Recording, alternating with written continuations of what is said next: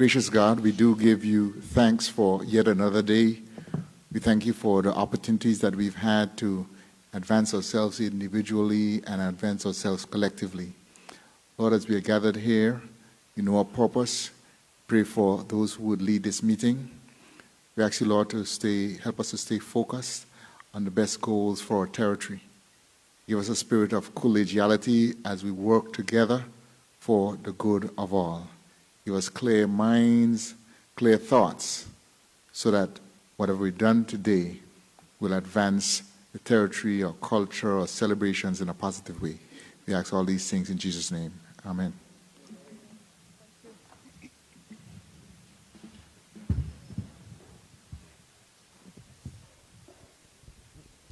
Okay, Honorable Carl Dawson, Assistant Secretary in the Ministry of Tourism, Culture and Sustainable Development, Mr. Kamari Foy, Chairwoman or Chairperson of the Virgin Islands Festival and Fairs Committee, Mrs. Natalie Penlake, members of the Festival and Fairs Board, viewing audience from Facebook, and those of you here in the audience at the auditorium. I'd also like to recognize our panelists who agreed to be a part of our sessions this evening, but you will meet them individually. Once again, good evening. It is my distinct pleasure and honor to welcome you to this Emancipation Festival Forum as we gather in reflection, in celebration, and in national pride. Emancipation Day stands as one of the most defining moments in the history of the Virgin Islands and throughout the world. It marks not only the legal end of enslavement, but the enduring triumph of human dignity, resilience, faith, and determination. It reminds us that the freedoms we enjoy today were secured through sacrifice, perseverance, and an unbreakable belief in a better future. Our Emancipation Festival, therefore, is far more than a series of events. It is a living expression of our heritage. It is where history meets celebration, where remembrance meets creativity, and where the legacy of our ancestors is carried forward through culture, community, and youth engagement. Today's forum has been intentionally structured to deepen public understanding and encourage meaningful dialogue around three important areas. First, we will examine Emancipation Day observance and its historical significance, grounding ourselves in the meaning behind the commemoration. Second, we'll explore Emancipation Festival days and activities, providing insight into the planning, vision, and execution behind the celebrations that unite our territory each year. Third, we will focus on Miss BVI and youth involvement and participation, highlighting the vital role our young people play in sustaining our culture and shaping our national identity. Each session will begin with formal presentations by our designated presenters, and immediately following each session, we will open the floor for a focused question and answer segment specific to that topic before moving on to the next discussion area. This structure ensures that each subject receives the thoughtful attention it deserves and allows for clear, constructive engagement. It is my hope that today's dialogue will not only inform, but inspire, that we will leave here with a renewed appreciation for our history, a deeper understanding of our festival's purpose, and a strengthened commitment to engaging the next generation. With that said, we begin. While with meaningful reflection, we must begin with history. And of course, I'd like to introduce my co-chair for the evening, Ms. Stephanie Williams, also a member of the board of the Virgin Islands Festival and Fairs. So with that ado, we would like to introduce our two panelists that are already here with us. I'll let Ms. Stephanie do that for us right now. Good evening, everyone. Our first panelist, Mr. Art Christopher, a cultural partner, is a respected cultural advocate and community partner who has contributed meaningfully to the preservation and promotion of Virgin Islands heritage. Through his engagement in cultural dialogue and public education, he has helped to deepen national appreciation for the historical significance of emancipation and its continued relevance to our identity today.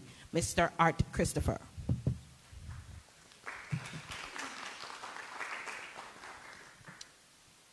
Dr. Catherine Smith serves as the Director of Culture for the Government of the Virgin Islands, a trained historian and a former lecturer at the H. Laverty Stowe Community College. She has dedicated her academic and professional career to researching, documenting, and safeguarding Virgin Islands history. In her current role, she leads national cultural policy, heritage preservation initiatives, and the coordination of emancipation observances across the territory. Ladies and gentlemen, Dr. Catherine Smith. All right. Mr. Christopher, you can start. Sure.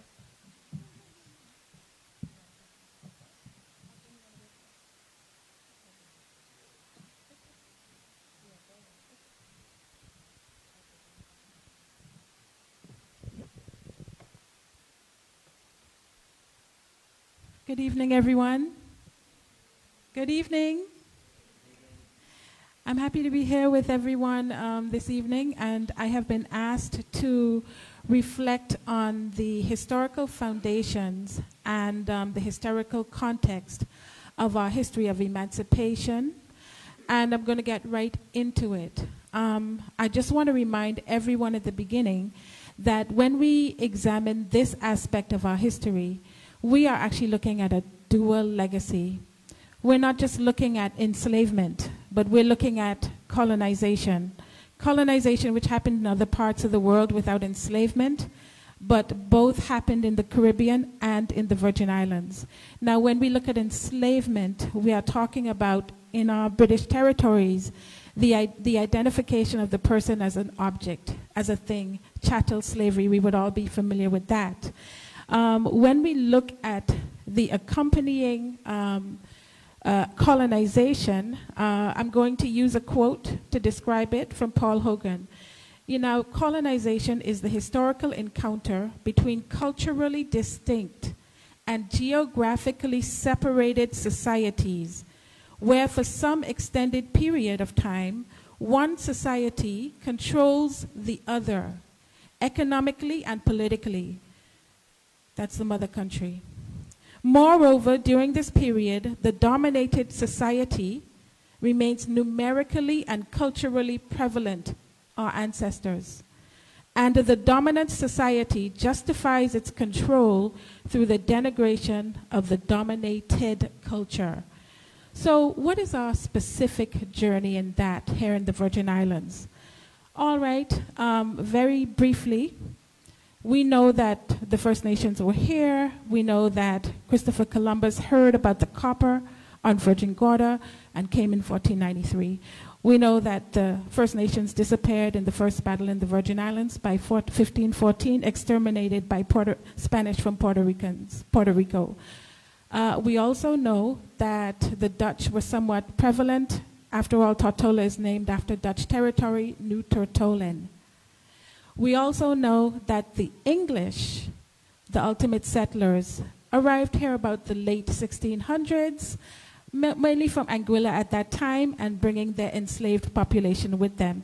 Now, when they came here to the Virgin Islands, they struggled. It really was not easy to establish a sugar economy. So we're not the sugar island. We're not in a linked with the sugar islands of, you know, St. Kitts, Nevis, Montserrat. We're included in a different set of islands, right? By the 1740s, they were prevailing and established sugar plantations. And by the 1750s, these sugar plantations overtook and replaced the cotton plantations. In 1819, there was a devastating hurricane, and I want to say this. The sugar plantation was destroyed, and the planters left, and they did not return. They left behind the ones we celebrate during Emancipation Festival, our ancestors. They abandoned the plantations. What happened next? I need to make this note. During this period of enslavement, colonization, the plantation era, before freedom and emancipation, the external economy was dominated by planters and free blacks. We always had a free black population. And the internal economy here was dominated by free blacks and our enslaved population. I think I remember reading excerpts that nobody would eat in the territory if these enslaved populations didn't bring their goods to the market, which was at the over George's Plaza. Michael O'Neill tells us these contradictions, which had developed in British Virgin Islands plantation society, were incompatible with the perpetuation of normal slave-master relations. The blacks in the Virgin Islands, while still in bondage, had begun to acquire many of the attributes normally associated with freed men, particularly as regards land rights and property ownership.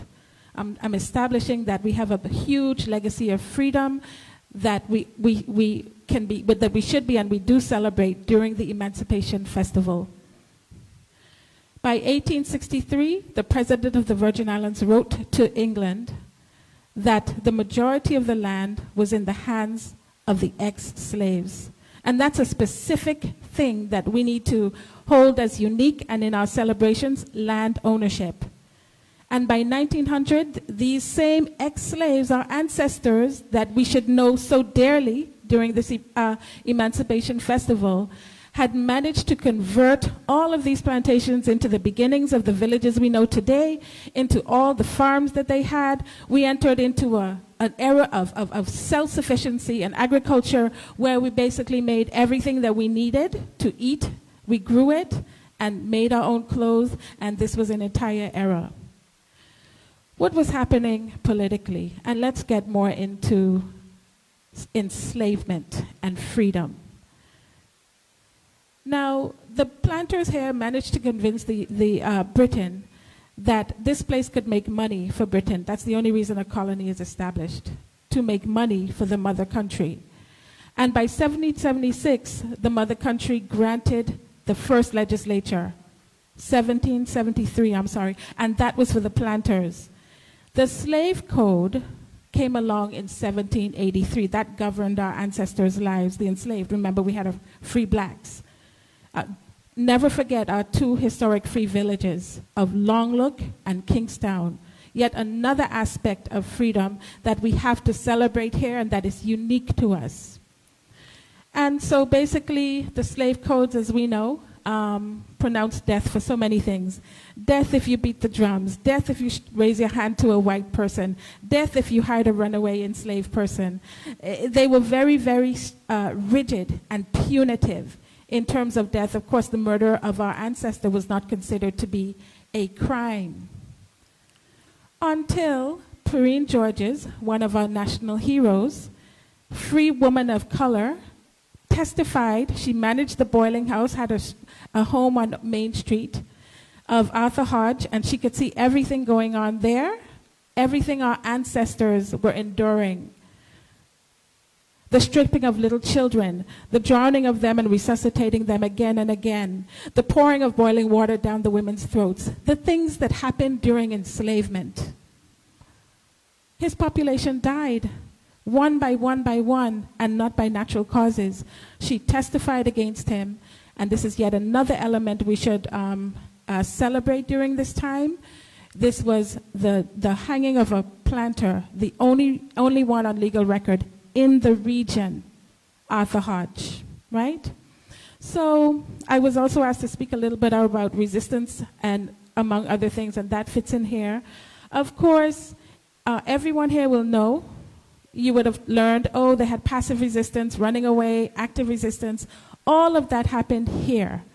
Yes, our ancestors cut their arms off so they didn't have to work in the fields.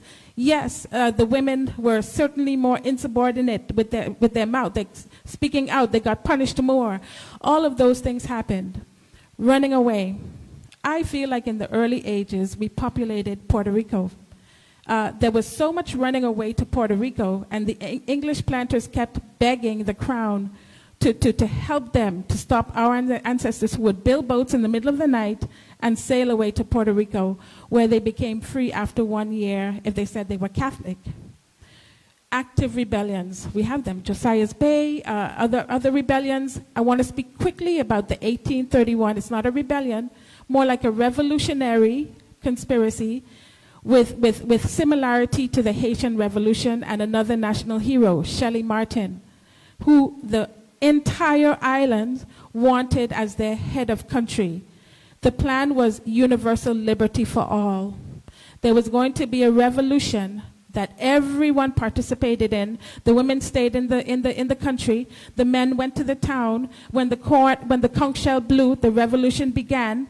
They would ask, "Are we free yet?" If they didn't get the answer 1831 that they needed, there was a key word, slaughter. And then everybody would be destroyed or pushed off the island, and then they may have gone to Haiti. These are in the records to learn, because remember, Haiti was the first free black republic at this time by 1804. So basically, when we look at the foundations, what I think we need to recognize here, and I've said this because we have a 10-minute period, is that there is a large amount of historical information, records, that we can stand upon in order to truly, truly celebrate during the Emancipation Festival and make it extremely meaningful. Now, I'm going to turn to begin concluding. Do you recall that in the beginning I stated that, and the dominant society justifies its control through the denigration of the dominated culture? So I'm going to quote Ngugi wa Thiong'o, who states, "But colonialism's most important area of domination was the mental universe of the colonized, the control through culture of how people perceive themselves and their relationship to the world." And I'm just going to give one example. We do have an African dance on our historical record. We don't know anything about it. We have kind of forgotten it. And it was called the Kamfu. Our African ancestors had this dance. Now, I'm going to mention here that the British Methodist missionaries at the time had descriptions toward this dance. All right? The descriptions had to do with calling it hellish, unintelligent. Now it is only remembered with horror. That is the domination of the mental universe of the colonized. Is it possible to still be who we are today and still remember our ancestors who got us here with a level of respect? Is it possible? Right? Now, I want to say this. When our ancestors came, and they came from Africa, they actually came with their own culture. You never, when you move somewhere else, forget your culture. Not even if you were moved involuntarily. So what they did was they would have had they've seen everything through African eyes. They would have adapted that African culture to their environment, to the colonized European culture in some Caribbean islands, to the First Nations, the Amerindians. And that, of course, we know creates our Caribbean culture, the new culture, our Caribbean culture, right? But I do feel that our Emancipation Festival and other observations like this are an excellent time to sort of pay homage and remember, aspects of those cultures, and they would have filtered through everything: language, dance, music, foods, and don't forget our value system. It's a very good and it's an excellent time to do so. And I feel like I think my time is running out, so I think I'm going to say that I think that what I wanted to do here was establish that we have a huge legacy. And in the Virgin Islands, it's actually a huge legacy of freedom. We have people who had rights before freedom. We have free villages. We have land ownership, which is unique. We have the only planter in the Caribbean being hung for the murder of a slave, showing the planters across the region that the slave's life was worth something now. We have an extremely huge legacy. And I think I'm going to stop there. Thank you. Thank you, Dr. Smith. We're going to now ask Mr. Christopher to give us some insight into our Emancipation Day observance.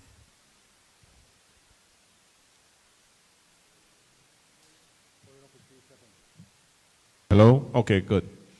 So, thank you, Dr. Smith, for that historical context. I'm going to talk more about what we consider to be the cultural context and the cultural relevance. I think I'll start by quoting the book Chalk Dust Hollis. I think many of us will know him as a Calypsonian. He has written a book named Rituals of Power and Rebellion, and I think that it's kind of critically important when we begin to understand what it is the activity that we engage in is really all about. One of the things he documents is how important that tradition was in surviving the slavery period, where communities would come together and engage in these sacred practices.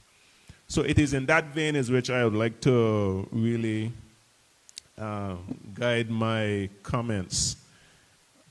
I would start by saying that as human beings, we don't just simply exist. We don't exist in a vacuum.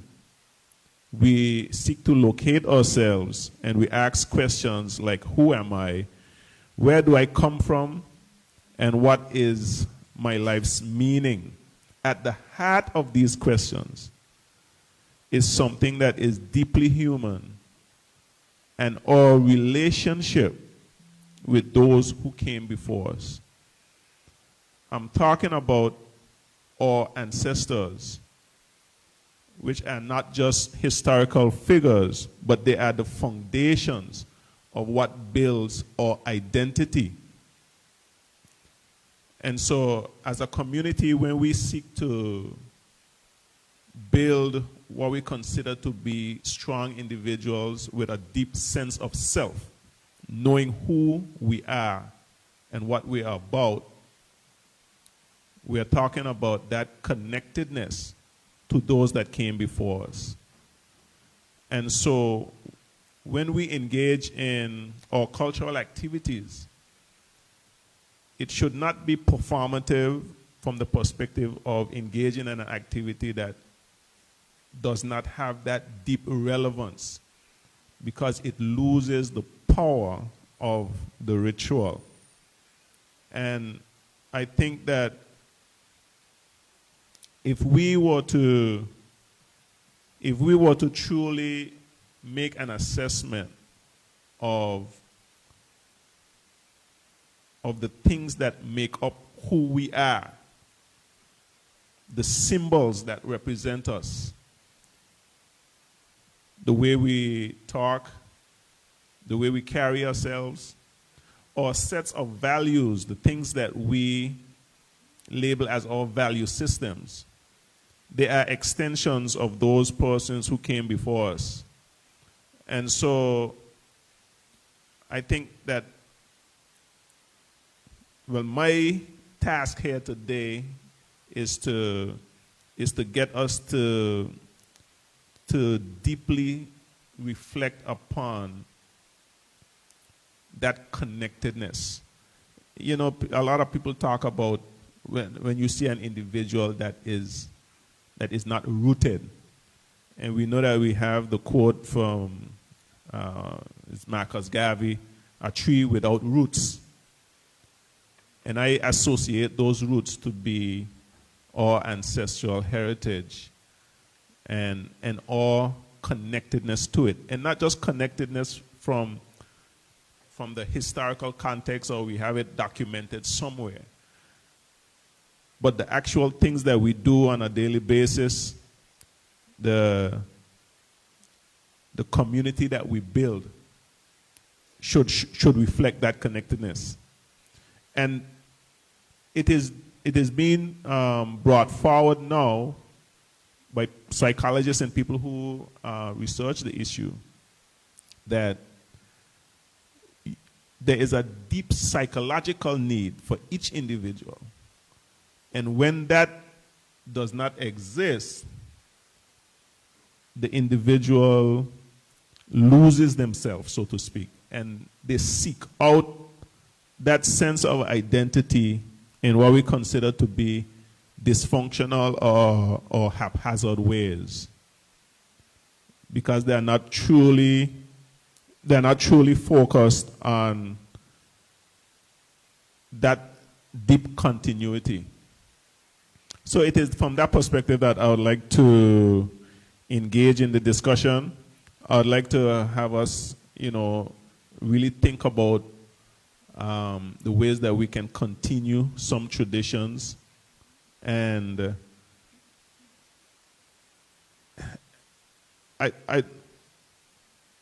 and to be more intentional in the way in which we remember, the way in which we engage and ritualize our activities. So there's one other thing that I'd like to say, that I represent the African Studies Club in many different forums, and as a community, oftentimes we shy away from that connectedness to African culture and African tradition. However, much of the activities that we do, that we consider to be, whether from festival or from different times within our community, have deep connectedness to African history and African culture.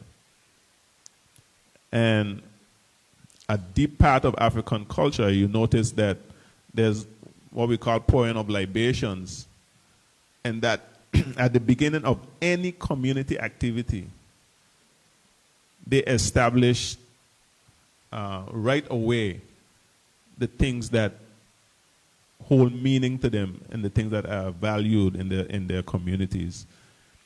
So I would like to take that avenue and have the discussion revolved around the ways in which we could continue in that vein and improve on that, on those traditions.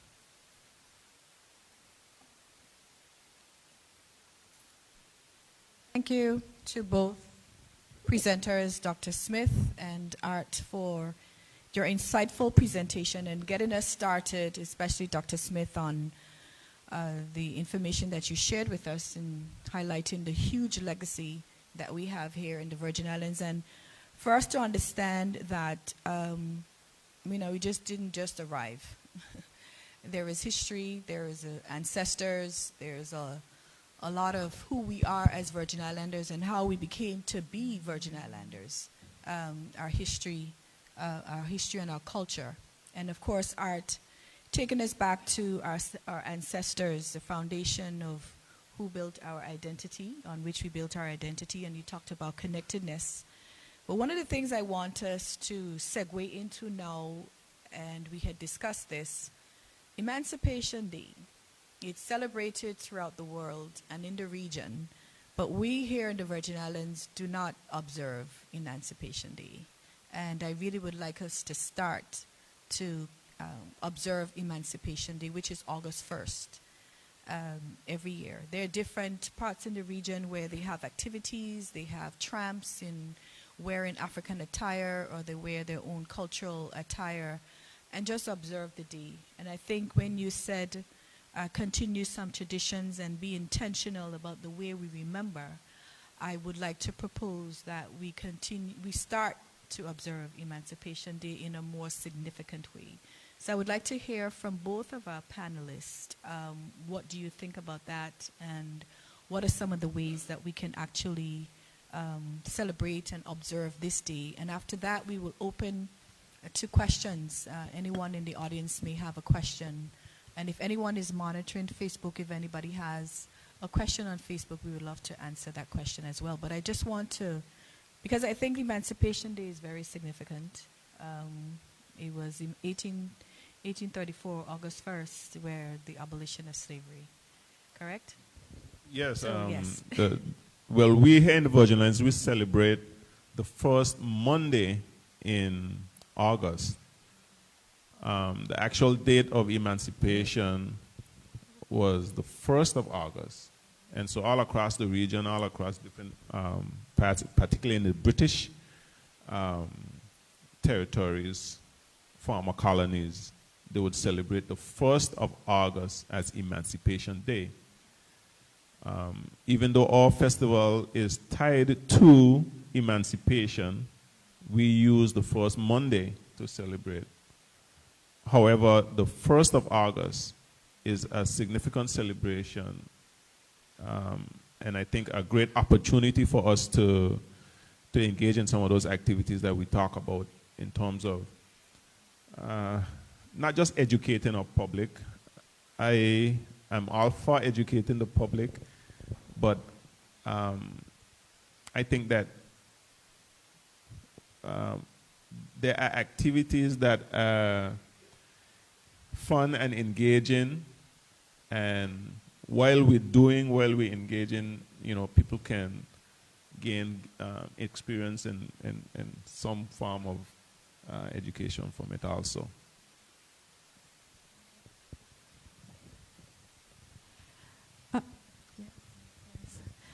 Thank you, Honorable Luz, for that. And I personally am very happy to hear that coming from you. I think there is a lot that we can draw from, and we can draw from that from our own culture. But what we can do is look at our culture, and we can really highlight and bring out the aspects that show that Africanity. For example, we like to nyam, right? We know nyam is an African word. I know we all know that. I'm saying that we could engage in storytelling, Anansi stories. We all know them. That's the African character right there. There's just so much.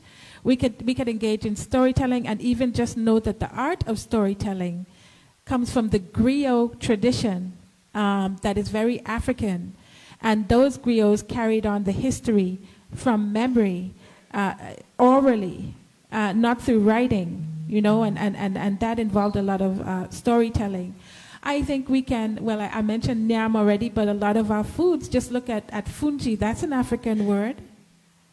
That's an African word. Our ancestors on the very plantations were given cornmeal and fish, not enough though, I'm just saying that, to survive. And what is that? That's our national dish. That goes way back there, way back. But the word fungi, why do we use? Why is that word there? That's an African word. When we do our quadrille, do you know, even though it's a mixed dance, because the mixed dances were what were allowed to flourish in our Caribbean, you have African steps in there. We could learn a little bit more about our kamfu. That I'm pretty sure that's linked to the Akan people. They held the island of St. John for 6 months, and no European force could get there, get to them during that revolution. If we even look at music, we could do what happened at the CARICOM opening ceremony. Did you see the beautiful drumming? I don't know if everybody watched that. Drumming. Let's do more with drumming as an art form, or even look at how it comes into our traditional music. That's the African, all percussions. Those are the African instruments. I'm just saying that there's so much that we could do. I love what Honorable Lou said about the African wear as well. That's an exciting. Imagine everyone just decked out, in that way with drumming, storytelling. These foods that are Virgin Islander as well as African. I think, if we put our minds to it, we'll have quite a lot to do.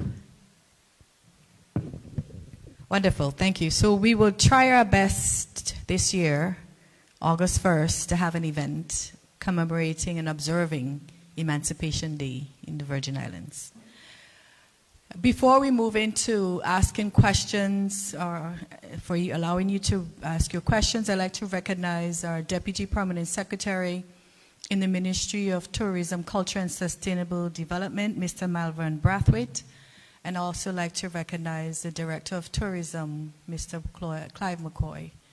So anyone has a question that you want to ask, or even make a comment, or want to make a suggestion about us going forward.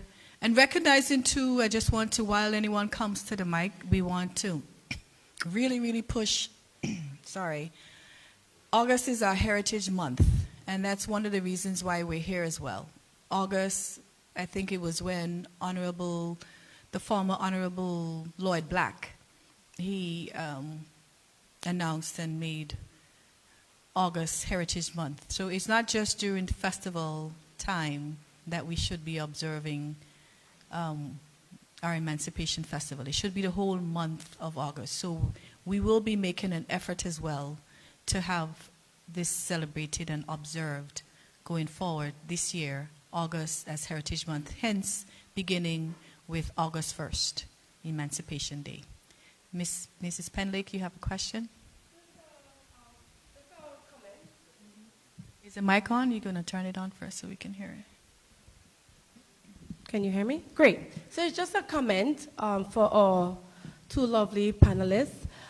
For me, and I'm sure others might share the same sentiment, there are a lot of historical background that was mentioned in the speech that you gave just a while ago.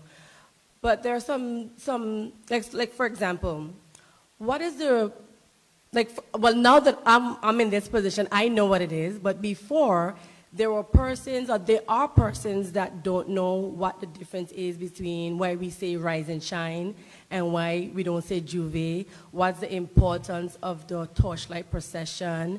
The whole historical importance of what emancipation really looks like. Like what really happened, you know? We need to find a way to, you know, have our young people more, I guess, to make it more enticing for them to understand the meaning of the history behind our festival. Because when you hear history, the first thing comes to everybody's mind is, oh gosh, history is so boring. So we need to find a way to spice it up, like to make it interesting, make it intriguing for our young people to want to know more about it and to have it readily available for them to know and to learn about. Just my 2 cents. All agreed on all points. I think if we all put our minds to it, we could definitely come to some very creative ways that would connect with the youth, which is probably one of the most important things of all. I just want to mention, and then I'll ask Art to come in here. I'm going to speak a little bit from the European perspective when it comes to Juve and Rise and Shine. So we know through the Caribbean that we had Spanish and French and English. You know, we were just divided up. Spanish, French, English, Danish, Dutch, right? And in the Catholic islands, and there may be some Catholics here, there's a practice of Lent.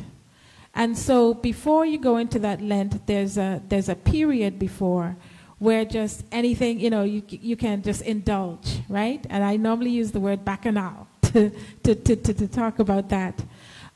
So that is specific, and you see that originated, you would know, and you would expect that would originate in islands that had French or Spanish influence.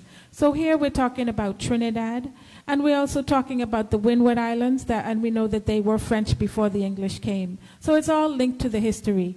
I'm not saying some people don't borrow the concept. I feel like St. Thomas borrowed that concept. But in the English-speaking, USVI, in the English-speaking islands, we more had celebrations around Christmas, and certainly there was we know that on the 1st of August, 1834, we know that our ancestors in the Methodist churches rejoiced, celebrated. So the rise and shine, so I explained that in relation to Carnival. Now we have a festival, And what we know about festivals is that festivals celebrate something. And in this case, this festival celebrates emancipation. And we here in the Virgin Islands, as a part of our culture, have called this Rise and Shine. We don't have a French and Spanish in our heritage, right? And so with that, that's the difference right there. It's not a juve, which is even a French word, coming from the French word l'ouvrir, to open, meaning the beginning, a new day, a new time. If you know about Toussaint Louverture, he was the one who brought the new time in Haitian Revolution. So Carnival, Juve, Louvre, those things all go together. We're here dealing over here and talking about rise and shine, meaning, okay, and this is my personal feeling. I know that uprising or rising, that's a biblical concept. Rise up. I know that I think Marcus Garvey had also a concept of, rising mighty nation. To me, it's like a rising up, and we are asked to do that every year. We have to come together and rise up again. This is just my understanding of it. So it's a rise and shine, right? And it has its own meaning. But, of course, we had our African ancestors, and they put their own stamp on all of these European celebrations, and I think I'm going to ask Art to say a little bit about that.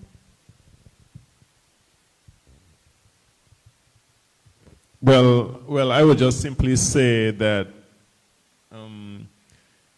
Carnival, in association with carnivore, meaning carni means flesh. So carnival is a celebration of the flesh. It's like you, before Lent, there was this period of quote unquote debauchery and just, engaging in all fleshly things. So in the attempt to make our celebrations more meaningful and more intentional, we use the word festival, as a festival is a festive period that you're celebrating. And obviously not to focus on the fleshly aspects of it. So I think some of those things are what persons in the past have done to try to make sure that we retain, because our celebrations is tied to emancipation. And I think that the meaning of that should always be retained, and so that we don't lose sight of that fact, and that we maintain that tradition of paying homage to those persons. Well, just to add, and we're going to move on because we have 2 more sessions. From our late, blessed memory, Dr. Letsam, I did ask that question. Why do we say rise and shine and not juve? And he said it's when the folks heard the news, they got up out of their beds and they took to the streets and they celebrated. And that's where we have the tramp. So they tramped through the streets, and we have the torchlight procession because they had torches at the time.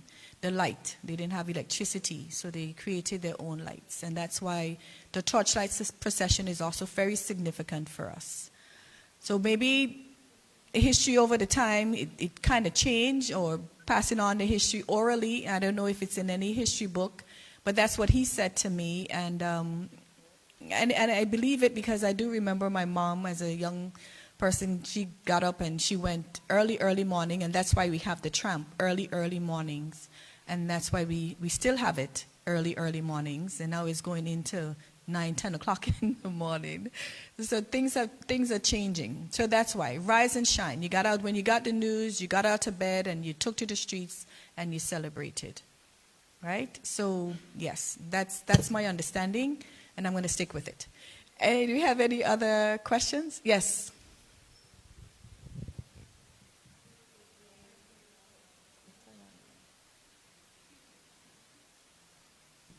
Hello. Okay. Good evening. First of all, thank you so much for this forum. I think it should be a continued conversation, so I hope this is the first of many. Thank you so much, Dr. Smith, for your detailed historic presentation and art. You know, of course, I always kind of admire you for the African influence that you always celebrate. My thing I wanted to mention, maybe it's more of a comment and not necessarily a question.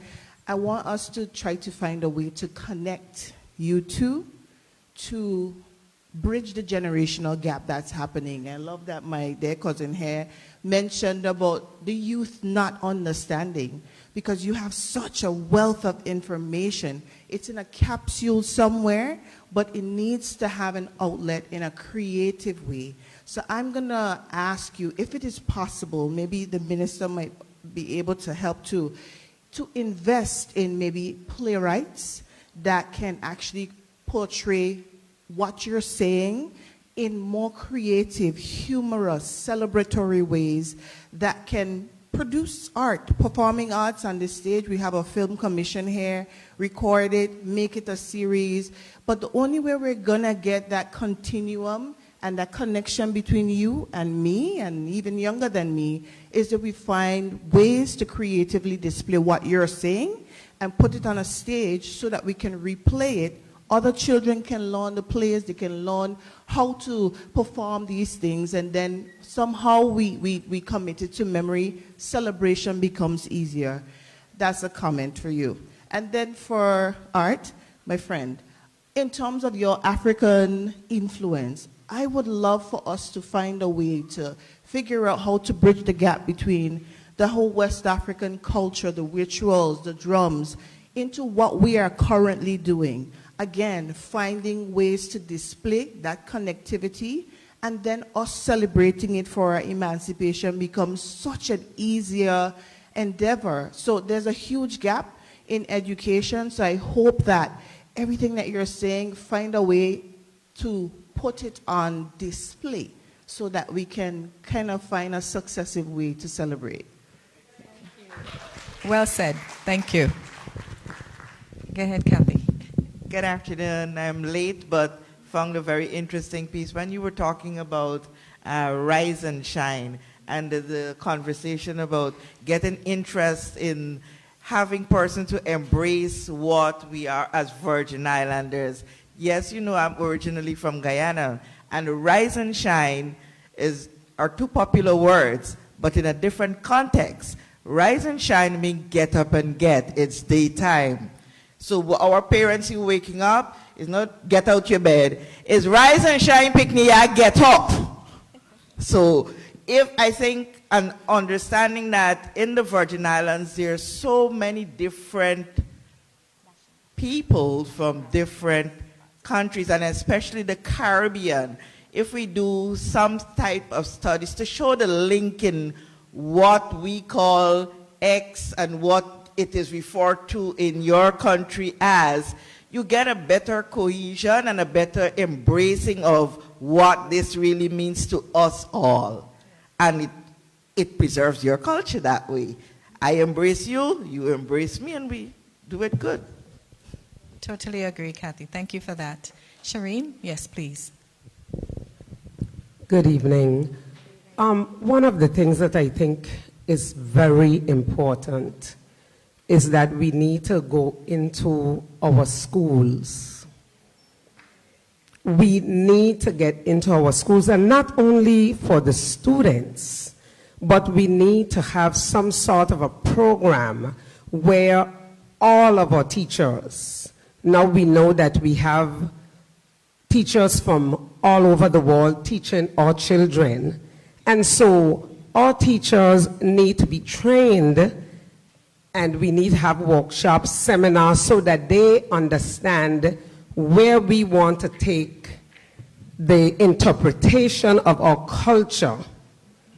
And once you start in the schools, and it is a consistent program, it has to be consistent, and I think that is where we all need to work together to ensure that we put a program together and it is something that is consistent, that it never dies, because that is where I think we have to speak about our shortfalls as well. We will start something, and then we don't continue it. So we need that consistency in terms of making sure that when we put a program together, that it happens. But we have to have the trainers who are able to teach the kids and to impart that knowledge. I will just give a brief example. I was asked 2 years ago, we want you to come to the school to do a cultural presentation. So I said, no problem. My husband, I will come, he'll play the guitar and I will do a couple of calypsos. And the teacher actually said to me, well, calypso isn't BVI culture. So I was like taken aback. And then I said to her, well, what is BVI culture? Well, she could not say. So what I'm saying is we need to make sure that our teachers in the schools understand and that they're knowledgeable, whether they're from the BVI or not. They have to embrace the culture, as Kathy said, but we need to start in our schools from preschool, primary, high school, and even here at the college level. Thank you. Thank you for that, Shireen. Well said. All right, if there are no other questions or comments, we're going to close off this session. You go into that there for me. We're going to close off this session and then we'll bring on. Oh, we have another question? Okay, we'll accept this one. Adding to what they had to say, I think we should start by defining what is emancipation to us, because everyone have their different beliefs. So before going to the school, we have to define what is. That's it. Wonderful. Thank you. All right. Thank you to our presenters for grounding us in the historical significance of Emancipation Day and reminding us why this observance remains central to our identity as Virgin Islanders. History gives us our foundation. Festival gives us our expression. As we move into session 2, we shift from reflection to celebration, from understanding the meaning of emancipation to examining how that meaning comes alive through the days and activities of our Emancipation Festival. The festival is not only a celebration, it is a cultural statement, a community effort, and a national showcase. Let us now hear from the leaders of the Virgin Islands Festival and Fairs Committee as they guide us through the planning and vision behind this year's activities. Thank you again, Mr. Christopher and Dr. Smith. Okay, wonderful. Let's give them a nice round of applause. They were excellent.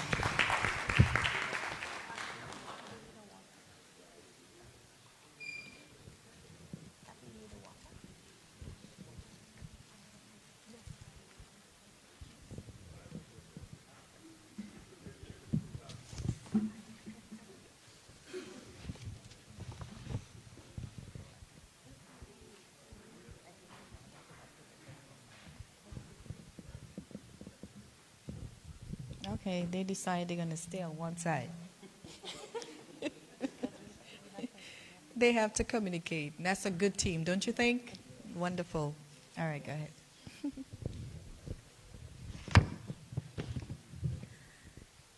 Mrs. Natalie Penlake serves as chair of the Virgin Islands Festivals and Fairs Committee, the body responsible for planning and executing the territory's Emancipation Festival celebrations. Under her leadership, the committee continues to strengthen community engagement, cultural authenticity, and the overall festival experience for residents and visitors alike. Mrs. Lynette Harrigan, MBE, is vice chair of the Virgin Islands Festivals and Fairs Committee, a senior tourism professional with the British Virgin Islands Tourist Board and Film Commission. With decades of experience promoting the Virgin Islands internationally and recognized with a member of the Order of the British Empire for her service, she brings valuable expertise in cultural tourism and festival development. Ladies and gentlemen, help me welcome our next panelists, or next two panelists, Ms. Natalie Penlake and Ms. Lynette Harrigan.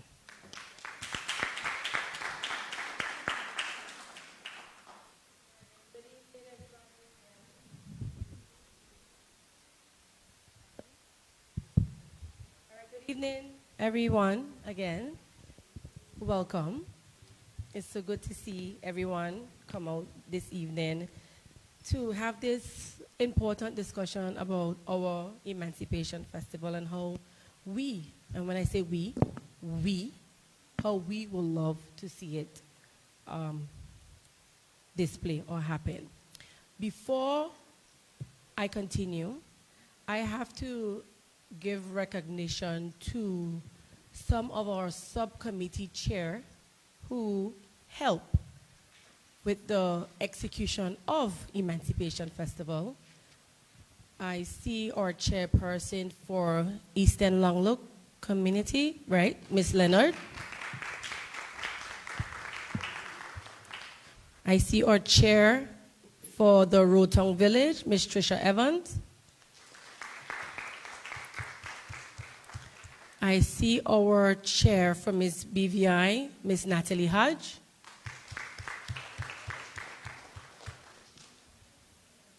Anybody else? Lovely. So, where's our chair for Caribbean, Miss Natasha Harrigan? You're here? Okay, she's here. All right. Chair for Food Fair is Miss Boopy. I don't think she's here, but that's all. She's here? Pardon me? The deputy is here. Can that person stand? Excuse me. Trisha. She's the deputy. Our Calypso chair is Miss Alvaro Madurukins. She here? Okay, that's our chair. Our parade chair is Marita Headley. Is Miss Headley here? All right. Our soca chair is Mr. Eustace Freeman, boss. We miss anybody else? No, I think we're good. We good, team? Right, so we're good. All right, so is Mr. Stevens here? Okay, so our chairperson for Virgin Gorda Easter Festival is Mr.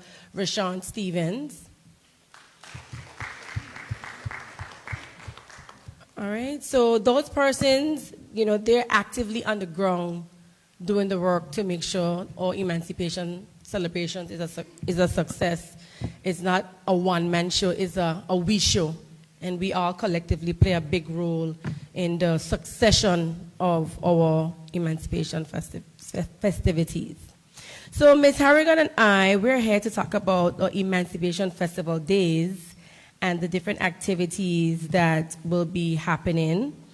And I think I just want to start with, you know, the role of the Virgin Islands Festivals and Fairs Committee. And our role is to preserve culture, organize national celebrations, and promote tourism across the BVI.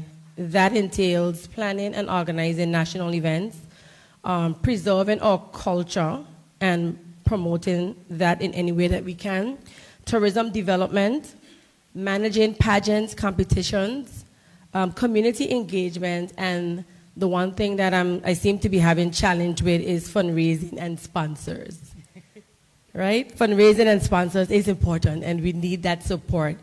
So we do play a big role as it relates to the execution of the different things that I just mentioned. And we would love for the support of the public and the community. You know, when we come out and you see us out there doing what we're supposed to do, we're just asking you guys if you can lend a helping hand. Please lend a helping hand. We welcome the helping hand. All right? You know the saying, one hand don't clap, one hand don't clap. Together, we can accomplish great things. Next is the purpose of Festival Within Emancipation. Emancipation and the celebration of our festivities seems to be a big topic as it relates to, you know, how we celebrate our emancipation and the different things that we do to celebrate our emancipation and the different type of entertainment that we encourage for our emancipation celebrations. And, you know, I'm of the opinion that there's a way for us to bridge that gap. Things that were done 30 years ago won't be things that will be done in this new era. And we need to find creative ways to bridge that gap between emancipation, yes, honoring our ancestors and what they have done in the past, and bridging it with what's going on now in the future, what's going on now in the present. And for us, we tend to lean a lot more on past persons who were part of festival, and we bridge that with things that are currently going on now in festival. Our Honorable spoke about August 1st, 1834 being the abolition of slavery, which is the Emancipation Day. I agree that Emancipation Day should be celebrated. It should be celebrated on the day that it is supposed to be celebrated on, and that is something that we plan to do this year.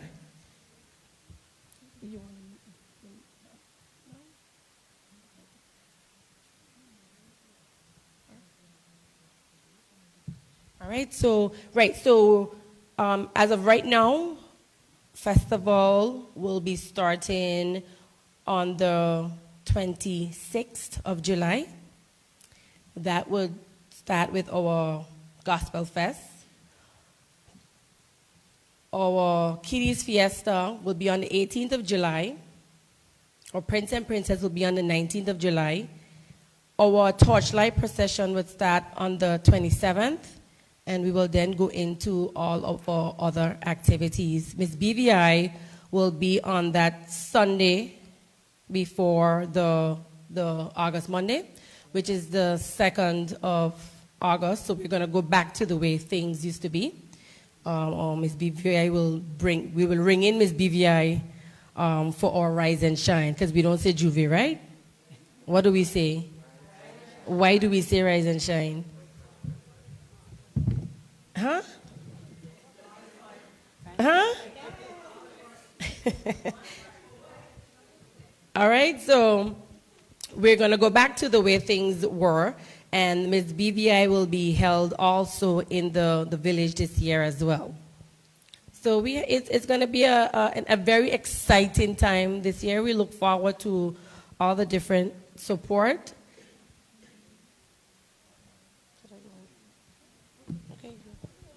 No, I can do it if you want me to. Right? So she's going to say no, no, no. But we are this year, and we are, one of the reasons why we do have them here is festival evolves, correct? Just to go back a little bit, festival parade used to be on Main Street. Festival used to be coordinated or organized by the churches. And they would alternate. One year would be Methodist Church, next year would be the Anglican Church, and they alternate, right? We used to have Fete on the Field even before our parade. We had a parade because in 1963, the Queen Elizabeth visited, and there was a parade for her. And it was also, festival also used to be organized by the JCs.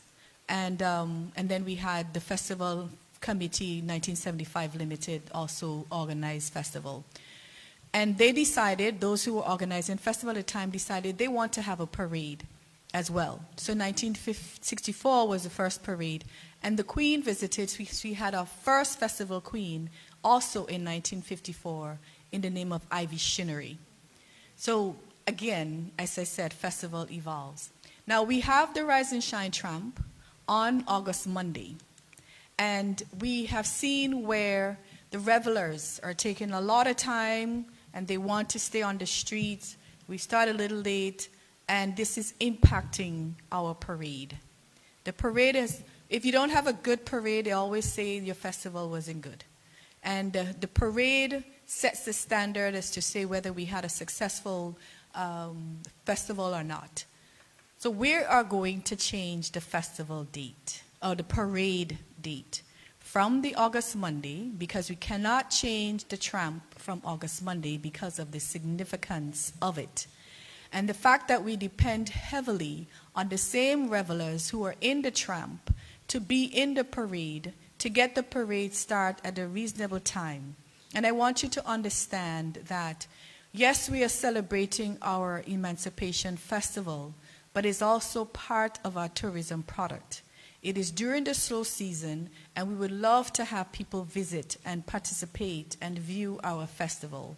So we need to have something of substance, of quality, so that when persons come, they will enjoy it, and we ourselves will enjoy it instead of waiting and waiting and waiting for the parade to start, and then it ends up in the night and we can't see the costumes. You spent so much to pay for these costumes that we can't see you. So we're going to toy with the idea, and we have already made that decision, and we want your blessings, that we're going to have the parade culminate our festival activities this year by ending on this Saturday, the Saturday after August Monday. Now, we also took into consideration that persons travel after festival. So we're giving you the notice now so that you can make your plans and you can do that afterwards. Because, you know, families do travel out for the summer and they get their children. Some of them do participate in the parade. We do have adults who also travel after. They take their summer break with their children, of course, and they would like to know what's happening. So this is why we're also here, because, as I said, festival evolves. Things have changed over the years, and we want to ensure that our festival is of a high standard. And we have had it before, and this is why, also one of the reasons why we are here, because we want to enhance our festival celebrations. And by making some of the changes that we mentioned this evening, we went through the historical reasons why we're celebrating, and we're making changes to attract visitors, and also we can attract participating or visiting entries that will come. And when we do have persons visiting, maybe from our neighbors, the U.S. Virgin Islands, they come on the ferry the morning on August Monday, and they don't see the parade because they had to catch the ferry back. Or even our sister islands, Jocelyn Dyke, Anegada, Virgin Gorda, they come, and then, you know, their ferries also have to return by a certain time. So we are, yes, making that decision, taking into consideration the product, how we're going to enhance our Emancipation Festival product, not just for ourselves, but to attract visitors as well. And we want to do so in a timely manner.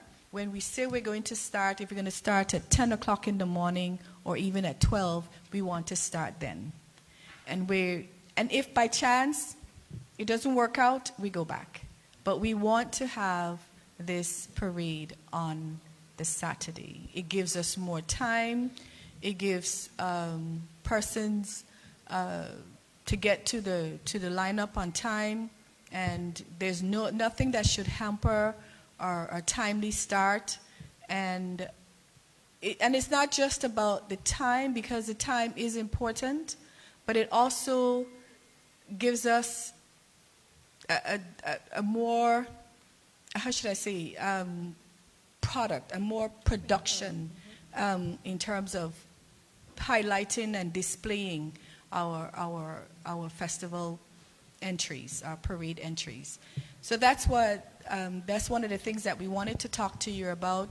It's been something that we have thought about for quite some time. We wanted to do it last year, but time was of the essence. We didn't get to do it. The troops had already engaged their bands. They signed contracts with their bands, and they couldn't change the time. Persons had already made plans to travel after the Monday parade, etc., etc. So we're still a little late, because this forum should have happened during Culture and Tourism Month. But due to stuff beyond our control, we're here now. And I think it's still a little early that, persons those troop owners, troop leaders, and more could get involved. Now is the time, letting you know you can make contracts with your bands that you're going to engage for your troops, announcing now that it will be that Saturday. And I believe that despite the fact that it's not a holiday, we can reroute the traffic. So all of that will be taken into consideration and make it as seamless as we possibly can. Okay? So if there are any comments, any further comments that our team here would like to make, we'll let them do that.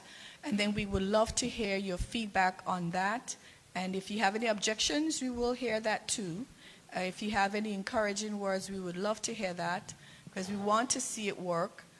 And then if you have any questions on any of the things that we talked about here, we can do that as well.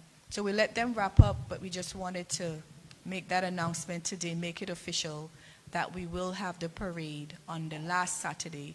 And this will, again, culminate our festival activities for 2026. No round of applause? No round of applause? No? That's not a good idea?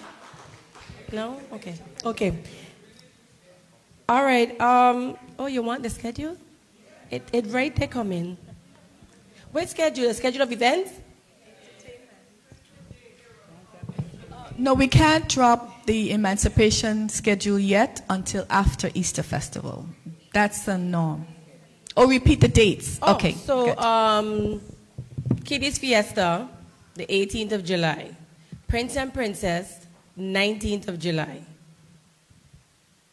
Gospel Fest, 26th of July. That's a Sunday.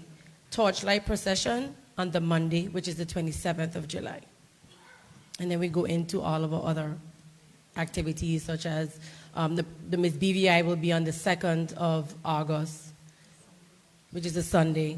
And then we go into all the other stuff, Calypso, Soca, the Nights in the Village, and we go into all of the parade and all that good stuff. East End and Caribbean will be a part of the festivities this year. But what's going to happen that's going to be different this year is East End will have 2 days. So there won't be no big events in the night. And Caribbean will do the same as well. So no big village events on East End or Caribbean. All right, so the East End will have their Rise and Shine, their boat race, and their cultural event on the Monday and the Tuesday, or the Tuesday and the Wednesday. And Caribbean will have the Thursday and the Friday to do their cultural activities like what they normally do. And I think on Saturday they'll be doing the aquatic sports events down by the dock. All right? We good? Okay.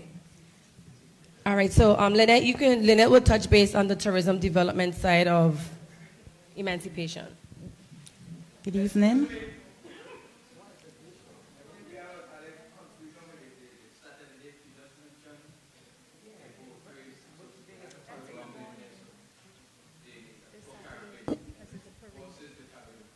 Say that again? So the parade is the 8th of August.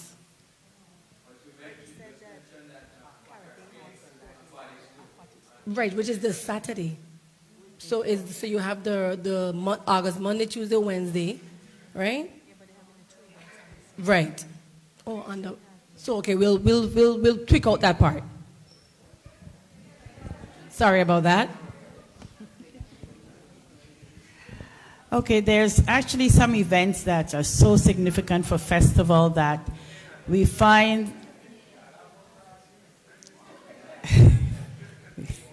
that we don't get as much participation as we should.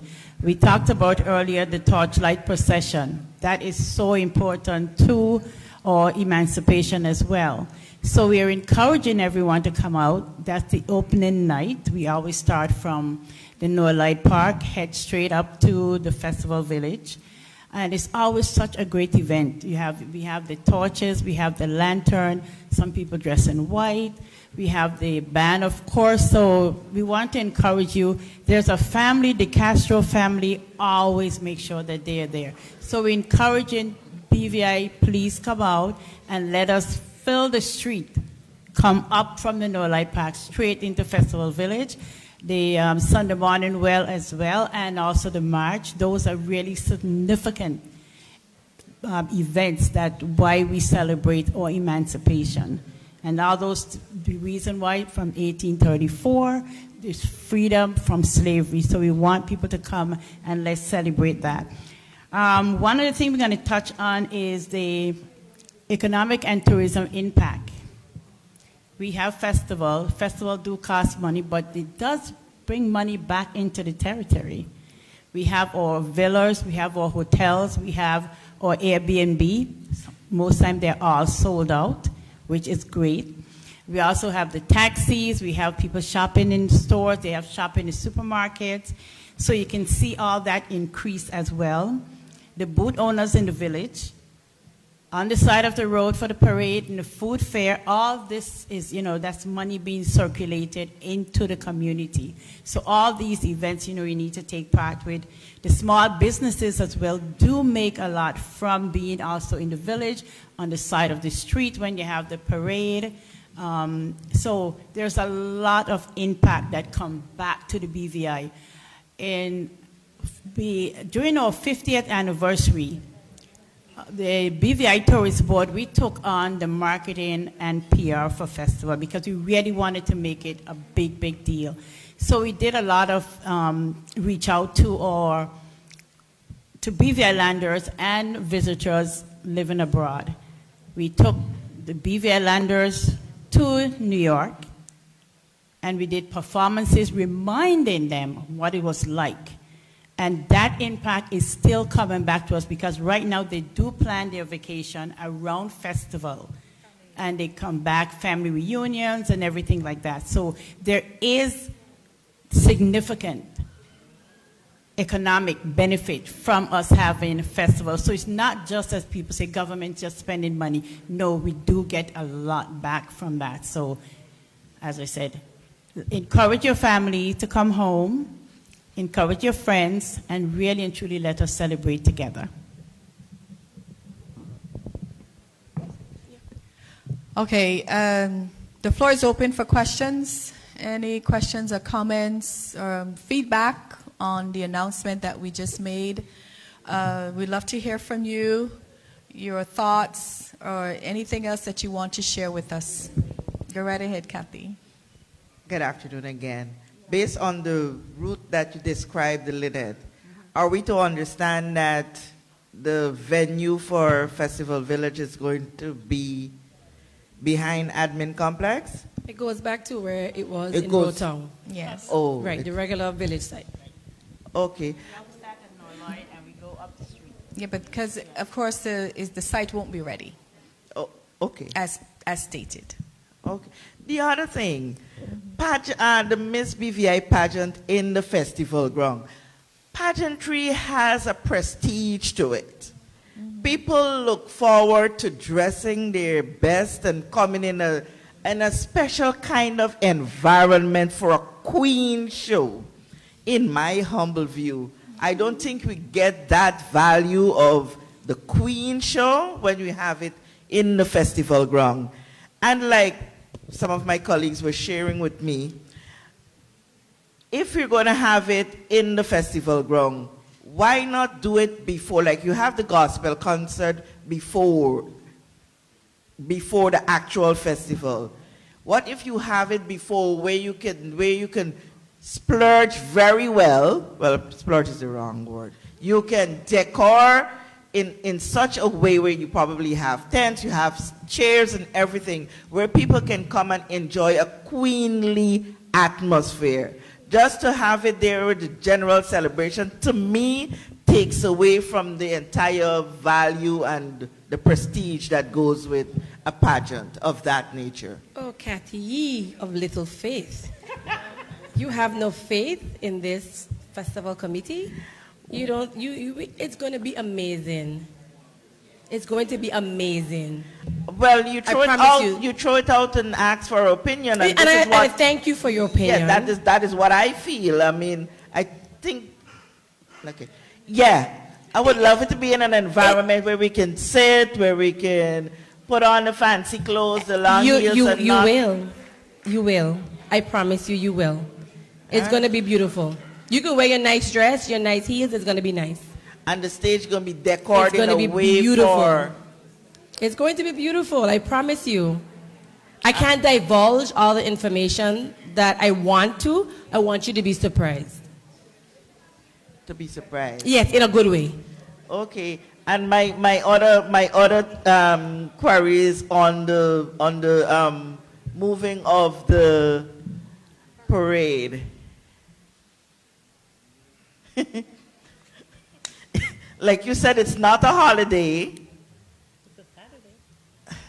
It's a Saturday. But ashamed to say it, you know. Why are you ashamed to say it? Say it. I mean, yes, with us human beings, adapting to change is something that you really don't really grasp until you get into it and feel it. But like it feel like when it go to Saturday, don't feel like emancipation season anymore. It's like if the whole festive season would have passed, but we're now throwing a little thing down the road. If it's up, I don't know, man. Maybe somebody can articulate better than me, but I don't think that I'll feel festival. While there are people who are away during festival, there are some who are soon August, Monday, parade finish, next day, people like us who work in the media, that's when we take a break to go someplace. So you might not get that core. Just saying. Thank you. We appreciate you, Kathy, and we understand. Hello. Miss Good Penn? evening. My name is Esme. The 2 days of Eastern and Eastern Festival, what days are they? It's the Tuesday and Wednesday. So how come it come Tuesday and Wednesday? What happened to Sikaube? They don't have anything anymore? Well, the horse races you're talking about. Yeah, but that hasn't been sorted out yet, unfortunately. But it has always been horse race, and then you go into East End for the activities in the evening. But without the horse races right now, we don't know when that will come on board. But not that we are not making an effort, that is the government. But for now, this is what we have until the horse race come back. But we're not doing away with the horse race day, which is always going to be Tuesday. It would always be a Tuesday, August Tuesday. Traditionally, that's what it is. Until it comes back, this is what we're using in the interim. But they don't have no other event you all can bring in for the time being and bring it back on board and just dropping it like that? And you mean drop in the horse race? I mean, it have to be horses, but you could get some, other horses from abroad and... Yeah, but we don't have a track. No, we don't have a track. There's other things you can... Other things like what? You could probably have like beach events. Miss trying to say that you have to diversify. Yes. There's something called Pasofino. The horses in Pasofino, where you don't have to go around a track like the thoroughbreds. The horses actually dance. You can hold a thing of champagne. Oh, but we still need a venue. She's just saying that you should try and diversify. Yes. But the equine aspect of the festival. Right. So do something with horses is what you want That's what to. I said, the Pasofinos. Yeah. Yes. Out of okay. Puerto Rico, Santo Domingo, and so forth. Okay. It's something to think about. We will think about that and see how. But don't take it simple. No, not at all. Because you have 40 miles south of us, right? Yes. Land of Seven Flags, St. Croix. Talk in the mic. Land of Seven Flags, St. Croix, 84 square miles. 4 times the size of Totola. Under the U.S. flag, they spend the U.S. dollar. They have a horse, thoroughbred history far superior to ours. They've had horses far superior to ours. Boba Bates and those guys. And they can't get it together. So, right now I don't see the Virgin Islands outside the Virgin Islands getting horse racing back anytime soon. With what's really happening with horses. Including WADA, the World Anti-Doping Association and doping of horses. Yeah. That used to be so free. It can't be done anymore if you're going to do it right. So I don't see thoroughbred racing coming back here anytime soon. Okay. Seriously. So you have to diversify with the equestrian, or get into the Olympics. If the Jamaicans can put a bobsled, then we can. Queen Anne used to ride horses, 1976, Quebec, Montreal. Olympics. We can get into those kind of things, diversification. Okay. Okay, thank you. All right. I'm not finished, I'm not Oh, finished. no, okay. Don't take it simple what I'm saying. Don't just take it simple. Get into this Pasofino stuff. We can work with the Christmas in July, people out of Puerto Rico, Okay. and get some of the horses to come up, work in that way to get the numbers up and get a different something in. Okay. Remember the 26th of this year, July, is the 100th anniversary of the sinking of the Fancy Me, yes. which over that period of time, what did all people bring back when they were coming back in July or August for the August Monday thing? What did they bring back to help improve our festival? For instance, Art said carne is flesh, but carne also means meat. So he was talking about the fleshy part that when we're scantily clad. We have an issue with that, being scantily clad. But carne is meat, like what you eat for Easter. You don't eat meat, you eat more fish. Yeah. Bacalao, saltfish, and so forth. You change your diet. So carne didn't really necessarily mean scantily clad. You mix it up with meat. Okay. All right, so we want to give everybody a chance to All comment. Well, everybody had a chance. All right. So, thank you. Good night, everybody. Thank you, right? thank you, Mr. Foy and Ms. Hey, Penn. Thank you. I take this mic off. Good night, everybody. So, y'all changing the date. I have no problem with that, right? But what I'm saying is now, we missing horse race about 2-3 years now. I could be wrong, but 2-3 years now. Instead of putting it on the Instead of putting it on the Saturday, why not put it on the Tuesday? Because when you put it on the Tuesday, Monday we do the Juve. Juve could go at least till 1 o'clock, 2 o'clock. Rise and shine, sorry. Rise and shine could go at least until 2 o'clock. We go home, we sleep. We sleep all night. If everybody want to go to village the night, we go village. Then we have parade the next day. Now just in the event, I don't bring back horse race right now. We ain't saying we missing horse race, but we can just put horse race on the side for now. In the event we don't have horse race again, we go have a parade. Then when we had a parade on the Tuesday, we could continue having festivities all through the week instead of waiting till Saturday. Y'all just say like people coming from away and them kind of thing. They ain't gonna be, okay, what we doing today, Tuesday, and we ain't got nothing going on, let me just stay home. Let me go buy a bag or drink a rum. We ain't want to do that. They say, watch it, because when I go Miami, it's day after they will I'm in. So you had the Juve the Monday. Is the Monday, right? The Monday. It's a Rise and shine. I'm so sorry. Rise and shine the Monday and then parade the Tuesday. So that's my question. Now my statement is, when I have parade, right? Last year I had over 50 Jumbies. This year I can have more, and a lot of them will be cheering. I just asked for the marshals them to try their best to run the parade quick, because for me to get my cheering them tired from 1 o'clock until 7 o'clock, that's a lot. And then the parents them concerned, they come into us, oh, my cheering them tired. Nah, we gotta run the parade, they gotta perform. And I again had judges.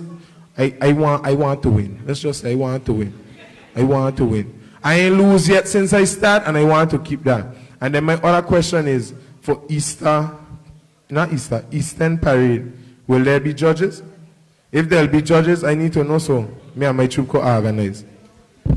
Thank you so much. I got judges Eastern? Thank you for that. It's a great suggestion about Tuesday, but as the minister mentioned, the parade will culminate our Emancipation festivities, and the goal for this year is once the parade is completed, the results and everything will happen on the same day. All right, so it's a great suggestion about the Tuesday for horse race, but he's saying put it on the side for now, but exactly. So we're going to culminate the festival this year with a parade, and that's going to be the end of it. You have Sunday to catch yourself, and you go back to work on Monday. Hi. Ms. Chin, go ahead. Just my question about the Miss BVI. Now, Miss BVI has its brand. It's one of those pageants that is established, fully established, we can say. Why is Miss BVI not reigning over the festivities? Why is it?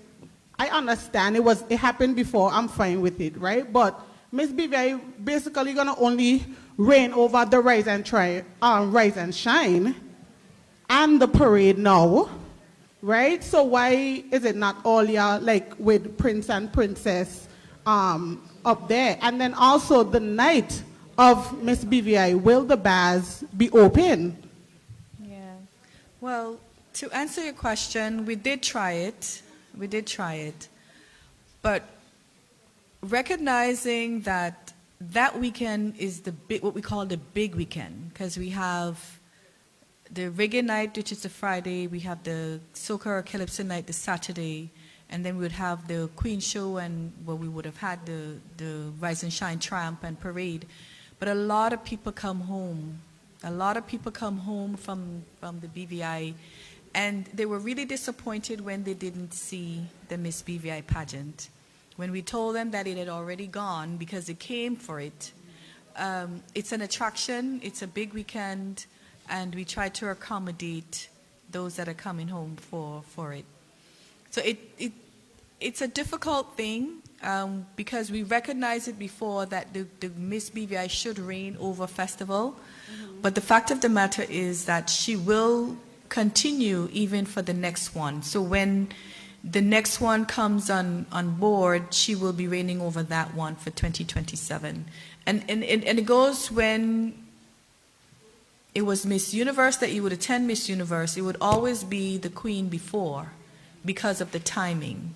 So it's not that we didn't take these things into consideration, but there's a huge, huge, huge number of persons that come home and they want to go to the Miss BVI pageant. But do you think that the amount of persons that are coming home is equivalent to the amount of persons that are here going to the show? Do you think that it will add or subtract from it?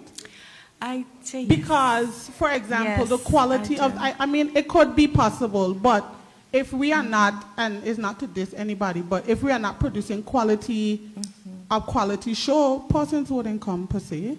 Yeah, well, and that's the other thing too. We want to increase and enhance the quality of our Miss BVI show, and as rightfully said, our Miss BVI pageant is one of the longest running pageants in the region, and we are very proud of that. And we have had some ups and downs. We've been up, we've been down, and we've missed the mark, and we've made it. But we really want to make an effort going forward to maintain the integrity of our pageant. And by the way, we put a plug in that we're looking for contestants, anybody that's interested. We do want to maintain this pageant, so we can only do that with participants. But I believe that, and not to say that we're going back in history, because the pageant used to be on the field. It used to be on the field years ago. But I think that with the technology and with the tools that we have today, because you can put screens up, so if you're in the back, for some reason, you can see the pageant. And as the chairperson said, we'll try our utmost best to create an environment that you feel that you're in a pageant, that this is a pageant. Because we do have tents now that are very elaborate and elegant and decorated. Pull out the red carpet for you to come on the field. Because it's, I'm just saying, I don't know what they have in mind, but I'm just imagining that they're going to be as creative as possible to create that environment where, and you know, to be honest with you, it's economic. It's also economic for us. When you look at what it costs to set up the sports complex. Oh no, I understand that completely. Yeah, I know what you mean. There's a cost, but we will try our utmost best to make it as attractive. You may not be able to wear your sequence gowns, but you will still come elegant. Okay, and my last question, well, a suggestion. Yes. As Mr. Optimum said, my son is one of those that will be on those sticks from those early times till very late. And so my question is as well, even if the parade does not come down in a sufficient time, what about the lighting? Because it's very dark.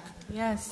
Especially when That's they why come we down want to the end. And so I'm just saying, in case, because, for example, the Uber Soca cruise, I saw all kind of different things happening on the road that I didn't know could have happened in terms of the foams and all those different things. So I feel like if we put some lights maybe coming down the road, especially to the end, I think it would be sufficient. And that's me saying maybe, you know, this year's parade might be long, that, you know, favorable that it would be that we have to go into the afternoon, into the evening. Yeah. And, you know, Optimum comes up very late and it has children in that troop, so everybody wants to see. So maybe some lights on the route would help as well. That's a good idea. Thank you. We do have ways in which you could get spotlights in certain areas. Thank you. Mr. Scatliff? Mr. Scatliff, yes. Good evening to everyone.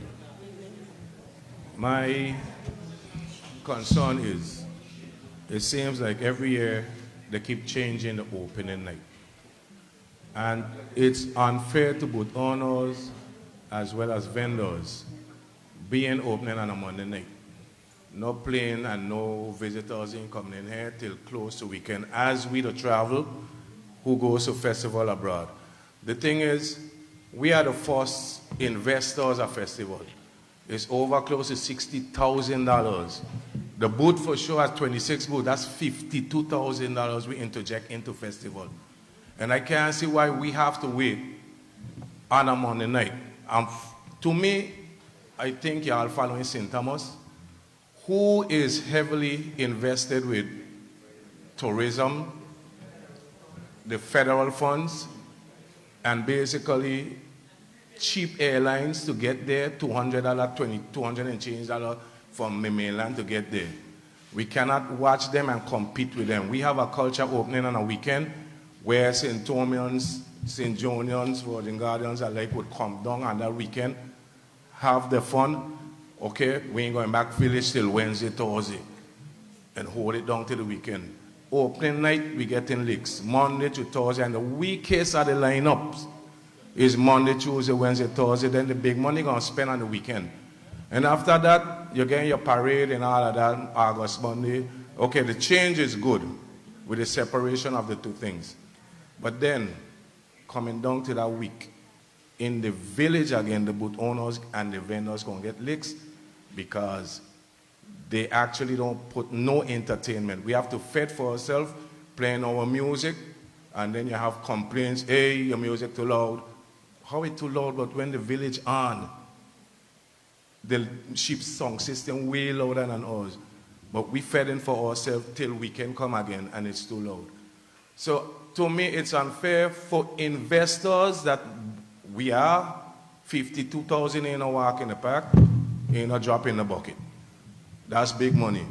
The vendors, I'm sorry, I don't know the total, what they have to do to their amount. But I know it's over 60,000 adding the vendors. The next thing is, we're talking about culture. We're using the name freedom, emancipation. Colonial times, yes, it was freedom because of the meaning of it. But we ain't showing it if we're talking about culture, we ain't showing it. A lot of poor people can't come to the village, especially to see the big nights, $40, $30, all of this. Ferry coming from Virgin Islands is hard. And then you got your kids. This is our time once a year for families to come in and enjoy. I look at the situation where not just people coming in. We have the food. Whoever the festival committee, I know that they monitor and their thing is safety first, which is one of the best things. But then when lunchtime come, you have security by the gate telling you can't drive in. All right. The same thing will happen when you move the festival down to the other end, which is a sight I cannot see happening. You have the perfect spot where you at. They check the mangrove, half it already died. You could push another 20 feet back there, wall it, fence it, you could get ample space. You could do what you want in there. And it costs you cheaper than going down there, which would be an eyesore. You're going to put all those things on there for 1 year, and then the homeless, which I just said that I don't want no homeless people because everybody have parents and they have family housing, but they refuse to go in it. But they're going to use them as a hotel. And you see ship coming in now and see people down there so naked and standing up down there in the place for that. We need a mega yachts facility, a boardwalk, lights, something beautiful down there. Not no huts down there. Come on. I don't know if we're sleeping in this place, but die in the place. Or they compare it with Anguilla and all. Anguilla Festival ground far from where the ships are coming in. Far. All they did was enhance their area. They didn't move it. They enhanced it. Why we can't enhance all? We have a perfect spot for it. So like I was saying, moving forward, I don't know who to go around the wrong table, but put that festival opening back on the weekend, it's going to hurt us. People who just come in here, I don't work customs. And when the crowd coming in on a weekend, officers don't want to work because so many of them. I would work Monday, Tuesday, Wednesday, Thursday, because the flux ain't coming in. That weekend, people are crazy. And then they're going back out Monday to come back the next weekend. And we talking about volume, we talking about people, we talking about money. That's where it stands. And help the poor people to go in the village. Thanks. Thank you, Mr. Scotliff, for your contribution. And your points are well noted and will be considered. One thing I wanted to add is Eastern and Langlo Festival celebration for 250 years this year. We haven't heard anything about it. I don't know if you all know about it. It's next year, I think, I was told. No, it's this year because the premiere, we had a meeting here and we spoke about it. It's this year? Yes. So the Monday should be given back to us. Mm-hmm. Well, yeah, because you used to have Monday entertainment after the parade, but we will see. We'll take that into consideration, Ms. Penn. We'll take that into consideration. All right. Okay. Good afternoon. I just wanted to say I'm happy to see the effort that you guys made to move the parade. And I think we should probably embrace it, see where it goes, and tweak it as the years go by, because it will be a work in progress. So I'm open to that, you know. One question I would like to ask, where will the village be? Will it be on the main ground, or is it going to be moved to the Pier Park? The main ground. Okay. It's going to stay where it is for now, until that could be okay. sorted. That's good. Just two more questions, short. Is any consideration being made to having portable toilets be placed along the route of the parade? Because this is my my second year assisting my daughter with her troop. And on the road last year, I could not drink any water because there's no toilets. You know, I literally had to just, keep myself dehydrated to make it through the route because there was just no toilet. So we as a troop were even thinking about getting a store, go to a couple stores and ask if our members can go in there to use the bathroom, because it's not practical to have, human beings, and we have to wait to the back to even come up the road for so long. So if some portable toilets can be placed along the route for the troop participants, not for the general public at least, that would be appreciated. And lastly, I just wanted to, now that you've confirmed that the Ms. BVI that the festival will be on the main ground, we want to be practical, and we know how muddy this ground can be. I've patronized the festival for years, and I've had so many outfits destroyed on a rainy night. You literally just have to go home and throw everything in the trash. So with the girls spending so much time and money and effort to get themselves together, to have rain and wind, I mean, because we can't control the weather in the BVI. We know how it can get. It can be rainy, but then suppose it's windy, and then the tent start lifting, and you know, the girls' hair starts flying, and you know, we have to be practical. We can do a tent, but there's only so much you can do with the tent. So if I was a chaperone, I will not be pleased to know that my contestant is going to be up there in the rain, probably everybody gone home, because, you know, once it starts raining, total people, they're going to go home, right? Because the festival is going to be a swamp, unless, of course, you're going to invest in some nice gravel, fine gravel. I remember some years ago, you invested in some nice gravel, so when it rained, like, it was comfortable, there was no mud. I don't know what kind of gravel it is. I don't know if anyone in here knows construction, but it, what is it? Terrace, right. I don't know if that is something you can invest in, and then maybe you can,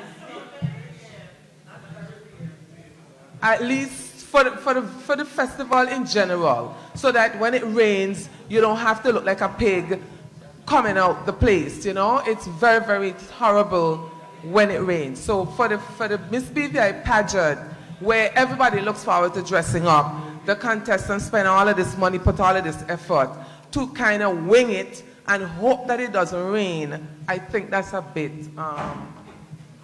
unfair to the participants and the people who are attending and the contestants. So maybe you will want to reconsider that if we're going to be practical. Thank you. Thank you for your contributions, and those things will be taken into consideration. Hi, good evening. You can hear me now? Hi, good evening. I just want to know if you guys considered maybe subsidizing the trucks for the troops. That would increase participation. More people would want to have troops if the government would consider just at least paying for the trucks or providing some kind of support for the trucks. I know in the past, we had provided generators, those kinds of things in the past. We'll have to look at the budget, of course, and see how possible that is. And when you say the truck to carry truck that has the band on it, yes. Okay, not the band, but the truck itself. The truck itself, not the band. That cost would be on the troop owners to bring the bands and the costumes and the marketing and stuff, but just the truck. Okay. Because the truck runs about $5,000 to $10,000 at times. So if they could assist, yes, troops are very expensive. I learned that last year. Yes, just for the truck because the generator and everything. So if you guys can just help us in that way, that would be nice. Okay. Also, would the committee consider having the troops have a deadline to launch costumes? Because what I've noticed is persons don't commit to a troop unless all the troops are launched. So if I launch my troop, for example, in January, persons still would not commit unless every single troop has launched. So if you guys can consider putting a timeline on that, so everybody has to launch by a particular time, that way persons have the opportunity to choose. Also, let the launch be early so persons have time to pay as well, because costumes have now gone above a little $500, $600, they're now in the $1,000 range, and when we launch late, persons are unable to pay for the costumes. So if we could just get a timeline by a certain time, then that would be nice as well. All right, that's a good suggestion. Thank you. Okay, we're going to wrap this up. There's one more question coming down the aisle. We do have one more session before we close. Hi, good evening. Good evening. Okay, in relation to Ms. Shamor, I know you guys stopped providing or assisting persons that own troops with the trucks. I'm not sure if you guys can find another alternative to help us because it's a lot. As a young lady, it's a lot of expense that we try to put this together on our own to contribute to the festival, okay? I'm not sure if you guys can try to find a way, whether it's the truck, the generator, some sort of small contribution to help us, to help make this possible of making the festival or the parade itself successful. Because a lot of persons do look forward to seeing us troopers on the road, feathered costumes, specific. Kids and all. There are a lot of people that come out with troops with kids that need help. I hear them and they're struggling. We go to businesses, try to get sponsorship from, local businesses, etc. It's hard. So we have to go out there, try to raise money on our own by having like fundraisers, etc. But the island is small. There's only so much we can do. And I know you guys can contribute in some kind of way. It is needed because it's a lot on us. Shamor herself is a young lady. We're now starting off, we're now seeing the struggles. And I'm not sure if other persons have been vocal about it before, but I'm being vocal now because it's important that we see that our government is supporting us in this process. Okay, thank you so much. Thank you. Thank you so much. All right, we're going to end this session. Thank you so much for the contributions. Very, very much appreciated and valued. And we've taken notes, and we will take all that was said into consideration. Anything that our team here want to wrap up and say? Or you're finished? Okay. Right, Lynette is plugging for the Taste of Virgin Gorda tomorrow. There's still opportunities for you to get tickets. And yes, I think the ferry leaves at 4:30 and 6:30, and we turn around 10. It ends at 10. Okay? All right, wonderful. You wrap up. All right, thank you to our chair and vice chair for outlining some of the activities that make our Emancipation Festival a hallmark event in the Virgin Islands. I know she started to give some dates, and I heard someone talk about artists. And I know you're looking forward to knowing what are some of the artists that we have lined up. And like the Junior Minister said, that will be coming after Virgin Gorda's Easter Festival. And I'm going to plug for Virgin Gorda. Easter Festival is from the 4th to the 6th of April, so please go over and support Virgin Gorda. All right, session 3 turns our focus to Miss BVI and youth participation, two powerful platforms that foster leadership, confidence, service, and cultural pride among our young people. Let us now explore how these programs continue to shape the leaders of tomorrow while honoring a legacy of those who came before us. And I'm going to introduce our panels for this session. Miss Alicia Green, Miss Delia Jean-Baptiste, Miss Deborah Hodge,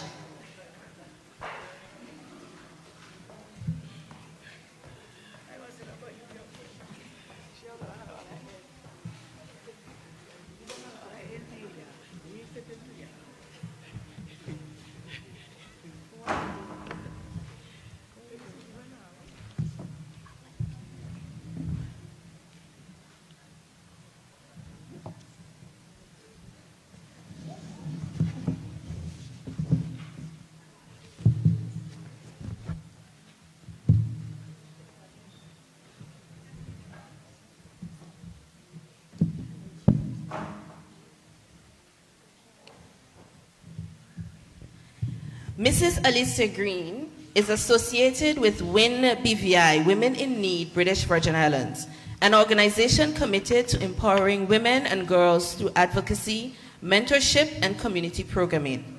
Her work focuses on strengthening leadership, confidence, and opportunity for young women across the territory, making her voice especially relevant to discussions on youth engagement and the Miss BVI program. Mrs. BVI.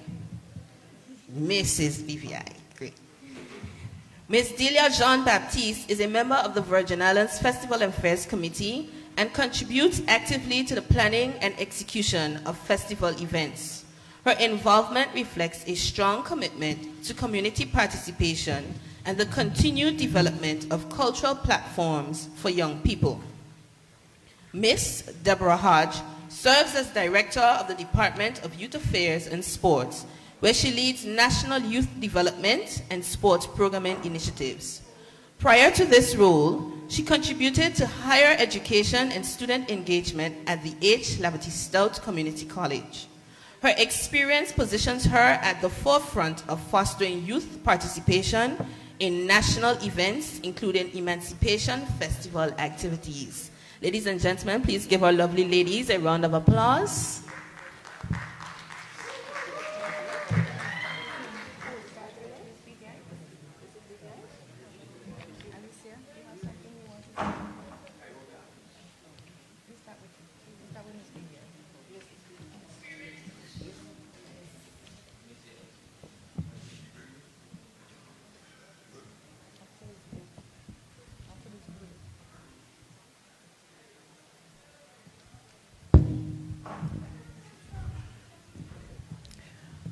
Okay. I was invited to speak on this panel, and the topic is something that I'm very passionate about, very dear to me, and I wasn't quite sure how we were going to execute the panel. In any event, I can start with a few points because I know this is a discussion that would lend to the development of policies from the ministry standpoint and what we're going to be doing going forward to encourage the young ladies to participate in pageantry.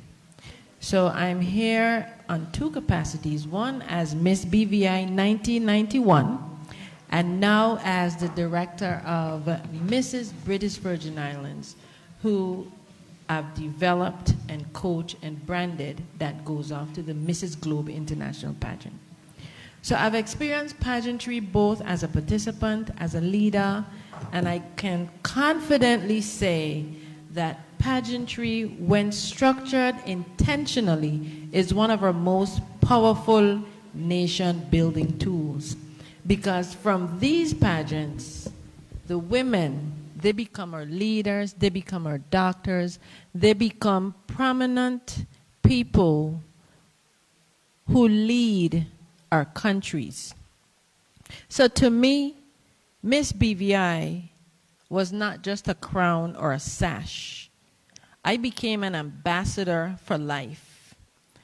An ambassador in the context that we're speaking, an ambassador for our history, our culture, and our aspirations.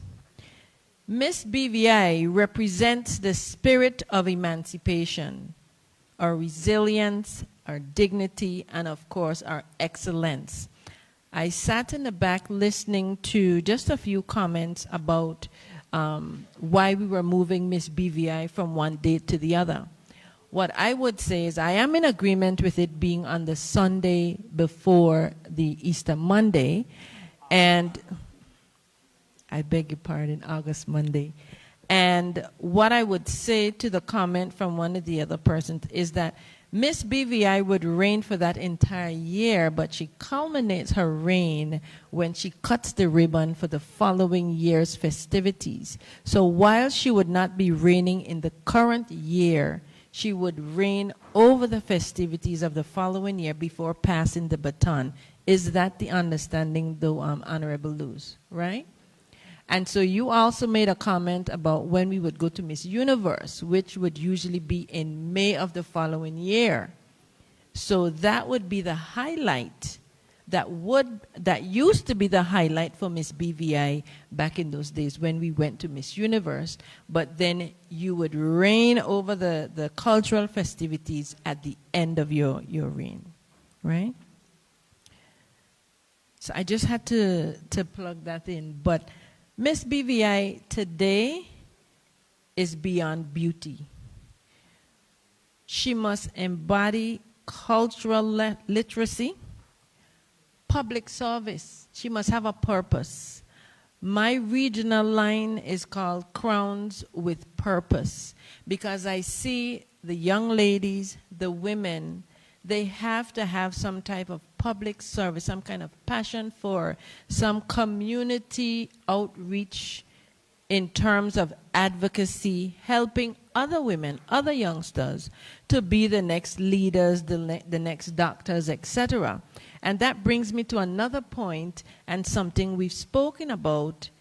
To encourage or to sustain participation is for us to have a mentorship group where past queens would mentor, train, develop, and lead the new set of ambassadors that we would be preparing to represent our history, our culture, and our people. I believe when we are properly prepared,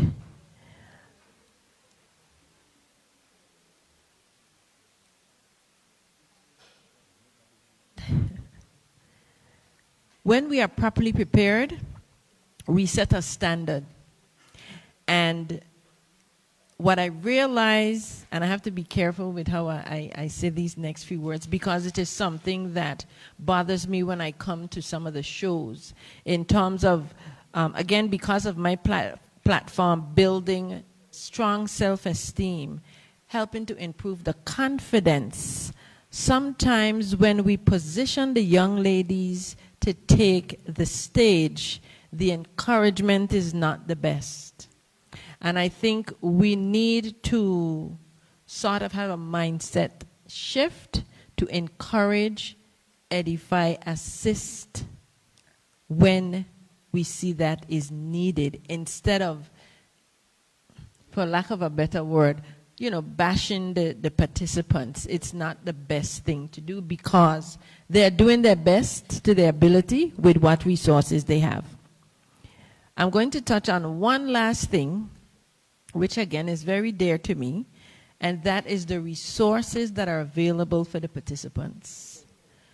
Now, I feel now, if you're going to be a part of Miss BVI, you should start preparing from a year before. This is not the season to be asking for participants 3 months before, because there are a lot of preparation that needs to go into them getting ready for August 2nd in this case, right? And remember, we are not looking for a performance. We are looking for ambassadors, okay? So part of their preparation, yes, it will involve cultural activities. It will involve getting some historical education so that they can bring forward on that night. I know the segments are different, but they can bring forward on that night authentically what or who they feel that best ambassador should be. So the resources need to be looked at. And when I say resources, it's not always money. I'm going to touch on that again when we finish. But resources in terms of persons that are available to really help pour into these new participants. Yes? Now, if we're looking to use pageantry to sell or promote our tourism and our business sectors, we have to put money into the ambassadors. As a country, I feel that we need to put, I'm going to say, a pot of money aside to feed into the pageant industry when we're talking about sending people internationally. I can sit here and tell you it does cost a lot. I'm not talking about physically going, but the preparation. And when I look at other countries, the investments that they make as a country, we cannot compare to them. And this sometimes is our disadvantage when we go to these international pageants, such as the Miss Universe, the Miss World, and the other regional Caribbean pageants as well, because their countries put put a lot of investment, they invest funds into their candidates to represent them. So I am going to stop there for now and see how the conversation goes, and I will add as we go. Thank you.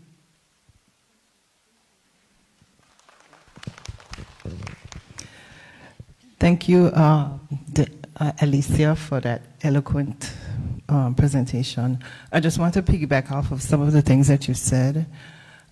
I like what you said about service, because I believe that you can't lead successfully if you can't serve. You have to be able to pour into your community in order to be able to say, well, you understand your community and you can represent your community with effectiveness. You mentioned preparing a year before. No, I mean, my experience as a former Miss BVI and a Miss Universe contestant, I met Miss Venezuela. Her name was Minorca Mercado. And she was trained from the age of 3 to become Miss Venezuela and to participate in the Miss Universe pageant, because granted they are far bigger than us, but countries, they take real pride in when their contestants can grace the stage of the international pageants. So for me, while you said preparing should be a year before, we need to look at it a little more holistic. Like, if we want to train these, we want to be on the stages, the big stages, and we want to have a level of competitiveness. We want to be, I would love to see the day that we have a top 15 contestant in one of the international pageants, but it cannot start, it can start probably from primary school, you know, where you start grooming, and that's one of the things. And some of the things that you said as well, Alicia, about pouring into the queen or the contestants, that's important, because some of these young ladies, when they participate in pageants, they are timid. When I participated in Miss BVI, I didn't know much about the Queen show. I only became a contestant because my mother didn't want to be in a show. And I was like, okay, whatever, you know, I didn't pay much attention to it. And until, you know, stuff started getting real. But I said that to say that, you know, we need to be more empathetic to the contestants. We need, once we have a queen, as a community, we need to pour into our queen, because we want to make her feel like she is somebody to us, because she will eventually move on to represent us on our, well, locally, regional stage and an international stage. And it's important for her to feel like she is loved or revered by the people that she's representing. So one of the things that you said, Alicia, I like to consider pageantry as soft power, because you have somebody that is going to represent to the world how we as a BVI are. This person's presentation of the territory, it's the territory's image, and this is not, I mean, yes, we have opportunities to do that locally, but more so internationally. And especially given that we really look into tourism as one of our main economic pillars. So, in terms of the role of Miss BVI as the national identity, again, I'd just like to reiterate the points that you raised, Alicia, about it's beyond being beauty. And I'd like to borrow the theme from the Miss World pageant, which is beauty with a purpose, because we have to be able to demonstrate that we love our home, we love, as a Miss BVI, you love serving people and making it. I think that's one of the things that, as a representative, you should be, like, one of the main things you should be looking back for, being able to help your community and to make a positive impact, using your platform for good and not for self-awareness. And I think that's it for me for now. Okay. Thank you so much. Give her a round of applause, please. Wonderful. Now, you may ask why we singled out Miss BVI as one of our topics this evening. And that is because we recognize the importance of this particular title. And I mentioned earlier, we did have a discussion about it because of the venue for the pageant. But I mentioned earlier that it is one of the longest running pageants in the region. I wouldn't say in the world, but probably the region. Because we started in 1954 with the naming of our queen as Festival Queen. Didn't really have to have a pageant per se. Whoever got the most sponsors in terms of money was crowned Festival Queen. And you know, back then, money was scarce. So if you brought in the most money from going around to your community and soliciting support from them in terms of giving you what they could, you were crowned Festival Queen. And of course, we changed it from Festival Queen to Miss BVI. And there, the history there goes on from there. But we want to hone in on the importance of Miss BVI to our culture, and the fact that pageantry is part of our culture. And because we've been doing it for quite some time, we have Prince and Princess, we have Miss Teen, we have Mrs. BVI, we have Miss BVI, we have Miss BVI Universe, and we have Miss BVI World, Miss Teen BVI. So we have a number of pageants, and there used to be toddlers pageant. I think Town Wholesale used to sponsor toddlers pageant, Tiny Tots pageant. We used to have Miss Valentine. We used to have Miss Hal Jackson Talented Teen. We have Elmo Stout High School that was just recently held. We have Miss HLSCC Mr. and I think Miss HLSCC. We have Mr. and Miss Junior BVI. And we have Virgin Gorda, Miss Easter Festival. We also have Prince and Princess over there. So we have a wide range of pageants that we do here in the BVI. And they're all well supported. So it's something that we accept. But we want to maintain and carry on this tradition of Miss BVI. And it's always a challenge finding contestants for this pageant. And we want to put in a plug that I believe that every family that has a young lady that qualifies should support her, like my mom did. Because my mom, she competed for Miss Festival Queen, I can't remember the year, but she came third because she didn't raise enough money to win. But when the Miss BVI pageant committee, well, the festival committee, they used to go around and they used to ask you to come and compete. And they approached my mom, and she was, right away, she said yes. So that's how I got involved.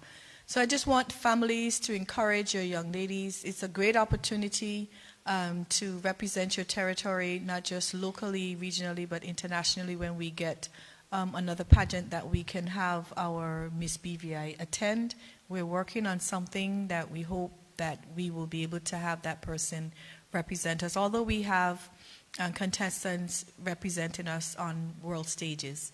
But Miss BVI has done it for quite some time, and we want to be able to bring that back. So we're pushing for girls to come forward, encourage your nieces, your sisters of age, and anyone in your family or anyone in your neighborhood, or you may work with a young lady, encourage them to come forward and participate. We try our best to train them, and because we want to maintain this part of our tradition. And of course, we do it around the festival time because that's when we did it, around festival time. So this is part of our tradition that we want to be able to maintain.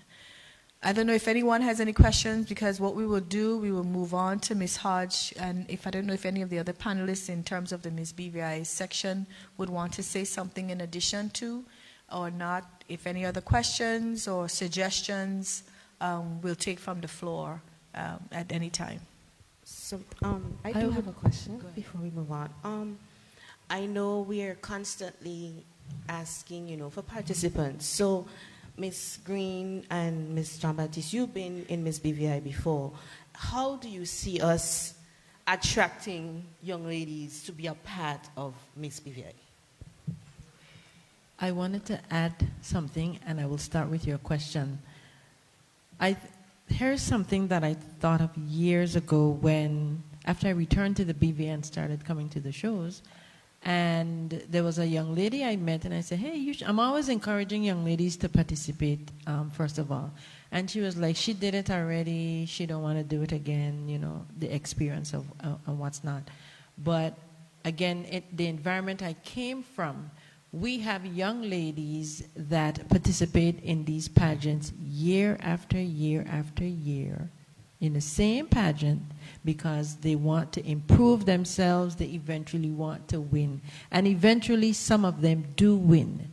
Now, I'm not sure how that would be received in our society. However, I will say, because our market is so small and there's only so many that would meet the criteria, I think we need to ease up a bit and welcome that for a young lady to say, okay, I did it already, but I'd like to do it again. It's like telling me I'm trying to run a business and I should be afraid to fail. No, I should fail and fail and fail till I get to the top. So it's the same for me. If you're going to run for Miss BVI, you didn't win this year, but I'll try again next year, I'll try again the other, until you feel like you don't, you really don't think that's an avenue for you.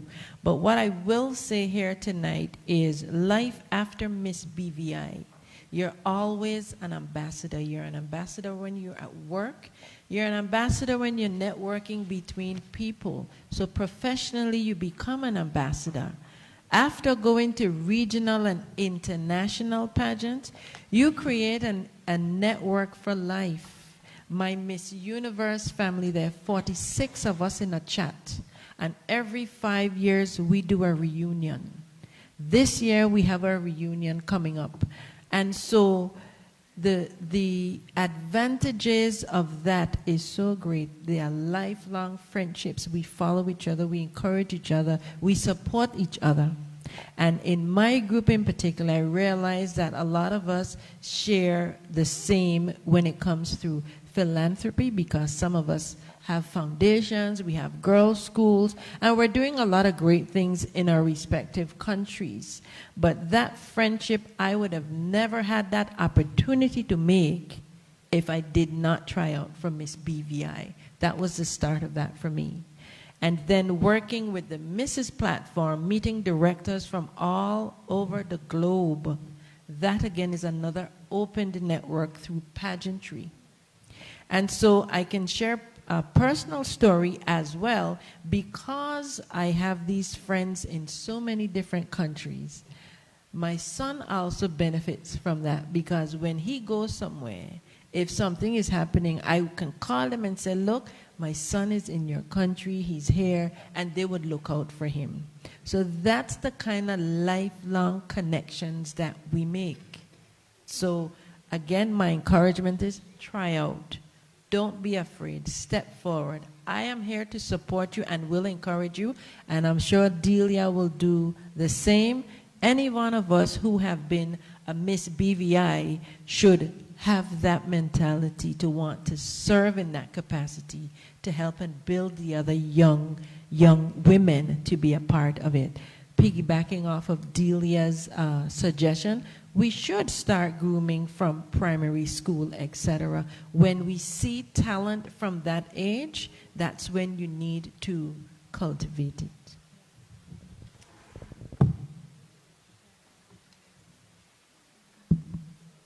Good evening, everybody. Past Miss BVA here, 2000. And 14 pageants later. I just want to, there are two things that we should think about. We've been queens, but when we ran, there were a lot of incentives. Well, in my time, I ended up competing for 14 pageants for incentive. It's not just about who you meet, how your life is going to change, how you're going to be groomed. How are you going to make me better? Because preparing for these pageants are absolutely intense. So during my time, scholarships were the thing of the day. I would like to know, is the scholarship, it was 4 years for Ms. BVA at the time, is that still part of the package? And if you want real girls to run, you have to put it back. Because sometimes you know you're beautiful, you know you need grooming, you know that the pageant might be able to help you, but more than anything, you might not have the funds to go to college and you completely desire, and you completely transform into somebody who nobody knew you could have been just for that scholarship. That's one. The second thing is the structure of judging from Ms. BVI has completely changed. And it is impacting the girls in a very negative way. If you have interview that's going to take up a mass of points that's going to be more than the pageant performance itself, then a person comes into the pageant performance already completely winning. You are going to perform your heart out and gun for that scholarship when you have absolutely no chance. It is going to, I mean, how long do you think it's going to take for the girls to figure out that that judging adjustment is not something that they would consider fair, especially since you have to invest thousands of dollars to actually get on that stage. You want something back. So those two things, one, incentivize it for real, give the cars back, give the 4-year scholarship back, and secondly, the judging criteria or the judging structure has to be adjusted, because if the winner has already won before coming, and then you want a 100% performance on the stage, I don't know how many girls are going to put themselves through that. I actually agree with that, and if we can find a way to really bring the 4-year scholarship plus the car. I enjoyed my 323 Mazda back in the day, but the scholarship I will definitely endorse for these times, and anything else we can find to make it attractive for them to participate. Speaking from, thank you for your comments. I have on my glasses so I can't see who it is, and I appreciate that, but thank you for your comments. Speaking from the perspective as an executive member of the VIFFC, we are, in fact, working. We've identified that, you know, if there's a worthwhile incentive, that we will definitely have more contestants and quality contestants. So we're working on getting that on stream. But, you know, I appreciate somebody else echoing what a few persons have said to us about incentivizing. In terms of judging, I know for certain that there was one instance 1 year where, as you mentioned, the scoring was a little skewed, and that was that 1 year, and it has been changed since then. But and it's something that we want to keep close watch on, because you know anything untowards can cast doubt on who we crown as a queen, and you know we want to stay above board with everything that we do. So that's, again, that was addressed. It has changed, but and I will say this: I sit, I'm on the VIFFC. However, I specifically oversee the pageant, the Miss BVI pageant anyways.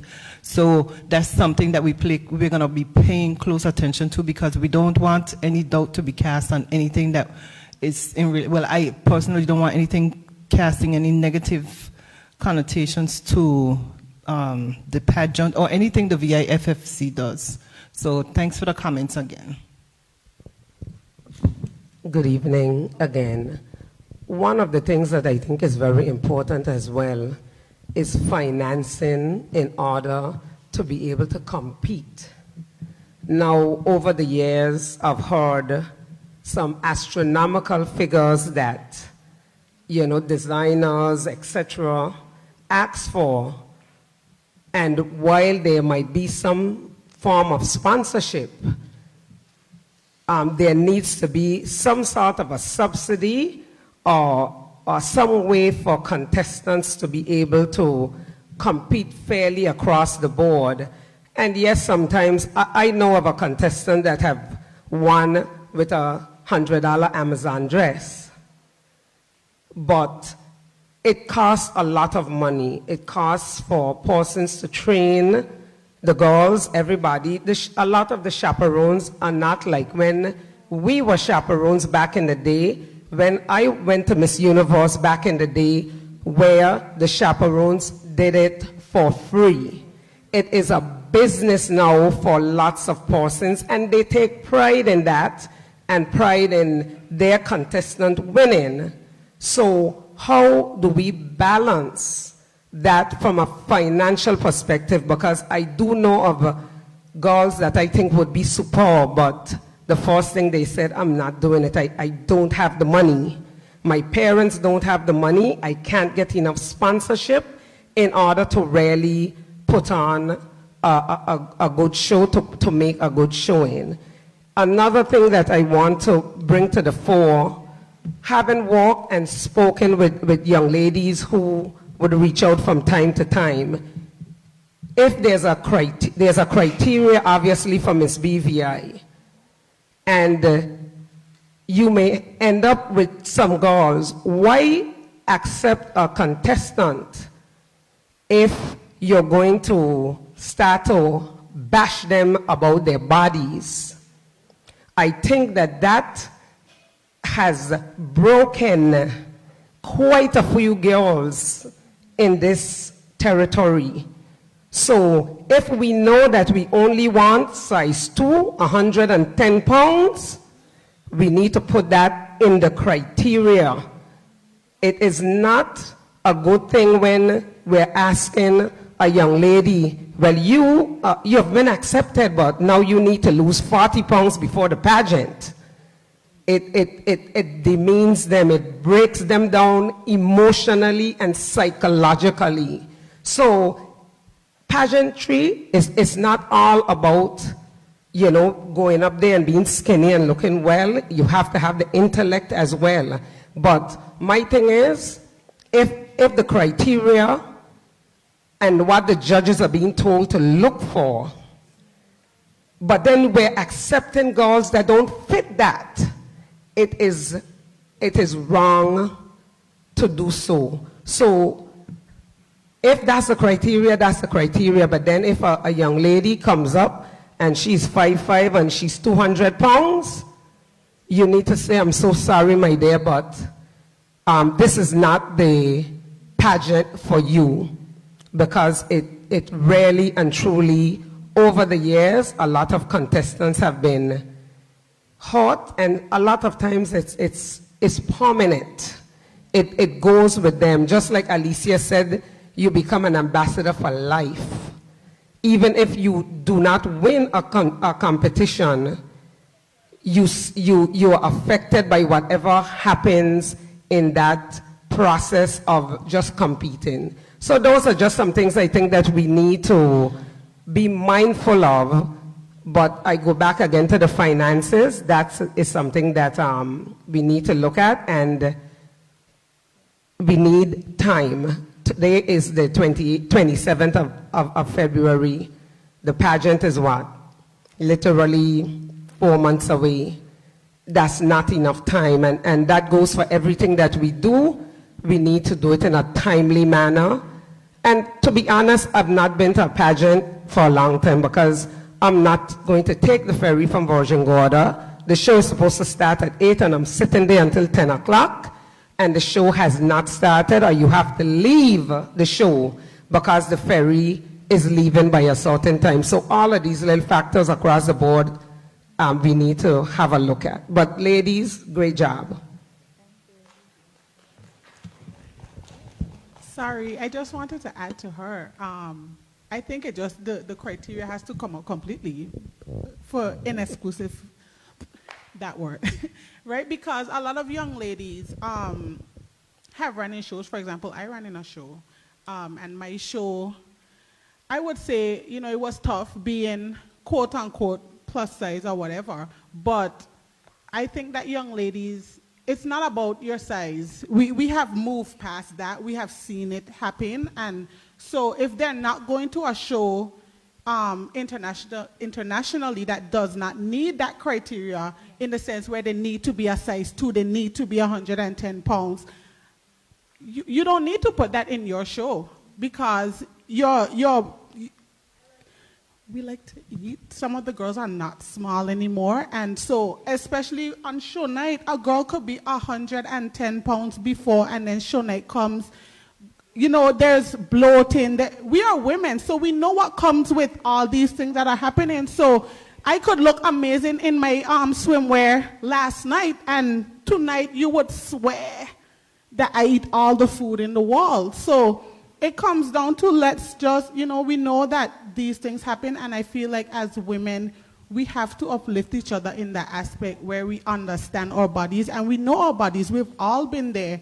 And so I feel like we're shrinking the opportunity to see more young ladies portray their talents, because there are a lot of young ladies that are not a size 2 or 3 or 4 or 5 that can produce a quality show, that can produce, something amazing and still give you a quality show. So I think that we have to look at the opportunity for other persons, and if there isn't a show that can accommodate the criteria that you are looking for, maybe create a show that can as well. And then also piggybacking on the opportunity to have it start from preschool, we also have to look at a streamline as well. And we were talking about it.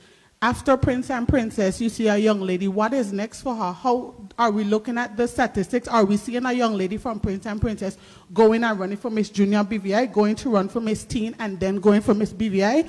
I don't think we've seen that yet. And so that comes into it as well, where it may be that they already heard about how bad this show is and how bad, the criteria is for the show. So we have to start to encourage it and see that streamline, because we want to see our young lady start from Prince and Princess and like, oh, I was Prince and Princess, whatever, go on to Miss Junior BVI, go on to whichever one.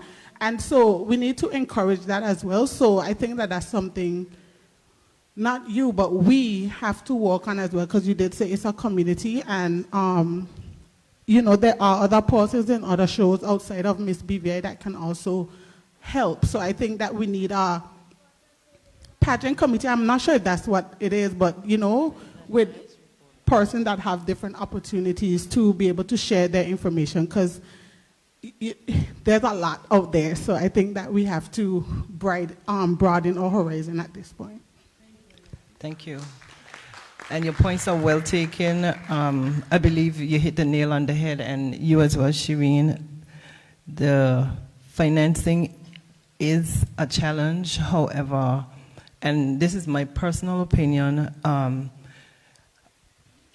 I always tell contestants and the reigning queens that Miss BVI, like Alicia said, you are Miss BVI forever. You are in the history books as the reigning queen, or even as a participant, and it has to be an investment. So I understand the point you made, Ms. Thomas, about the different sizes, because yes, we should be able to cater for different. We have to cater for everything different. However, for Miss BVI specific, I believe that it is a personal investment. When I'll use my experience, when I was in a show other than Miss BVI, I felt to myself, okay, I could stand to lose a little 10, 20 pounds. Nobody told me that, but that's just my feeling. And so for me, it was me making a personal investment in myself, wanting to be my best self. And that goes back to what Alicia talked about too, because if you're going after something, like the first person said, but what Alicia talked about, if you are going after something and you really want it, there's the incentives for it, you're going to go above and beyond for yourself as a person. And even as Miss BVI, because like I said, I always tell Miss BVI, yes, we're going to provide you with this and that, but you still have to invest in yourself. In terms of finances, the committee does provide some feeder money. Obviously, it's not enough, but if my uncle wants to give me $10,000 and I want to blow the house on a dress for $10,000, that's what I'm going to do. So again, it goes back to personal investment. How bad do you want it? You know, if I can do it, I'm going to spend my own money before the committee gives me money or before I get sponsorship. And that is, again, that's not to say that we don't have a role to play, but it has to be like a two-way street. You have to be hungry enough for it, and yes, the committee has to be able to assist at some point in time. Okay, thank you. We segue into the final discussion, but I just want to say thanks to Ms. Alicia and Ms. Delia and all the contributors to this segment, Ms. BVI. And now we're going to go into, I think it's the youth involvement. Oh gosh, we need that.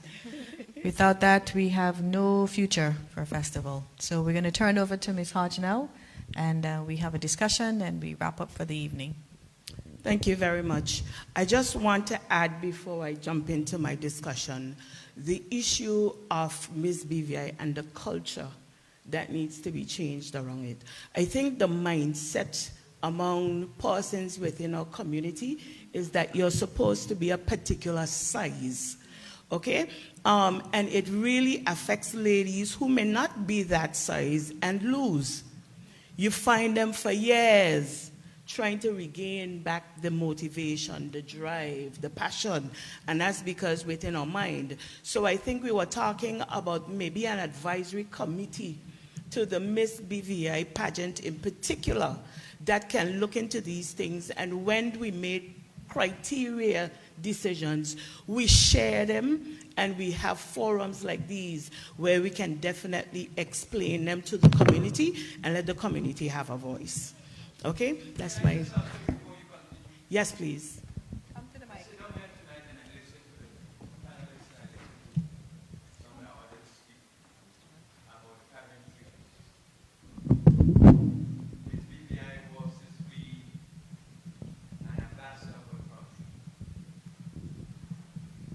And I think they need to be separated.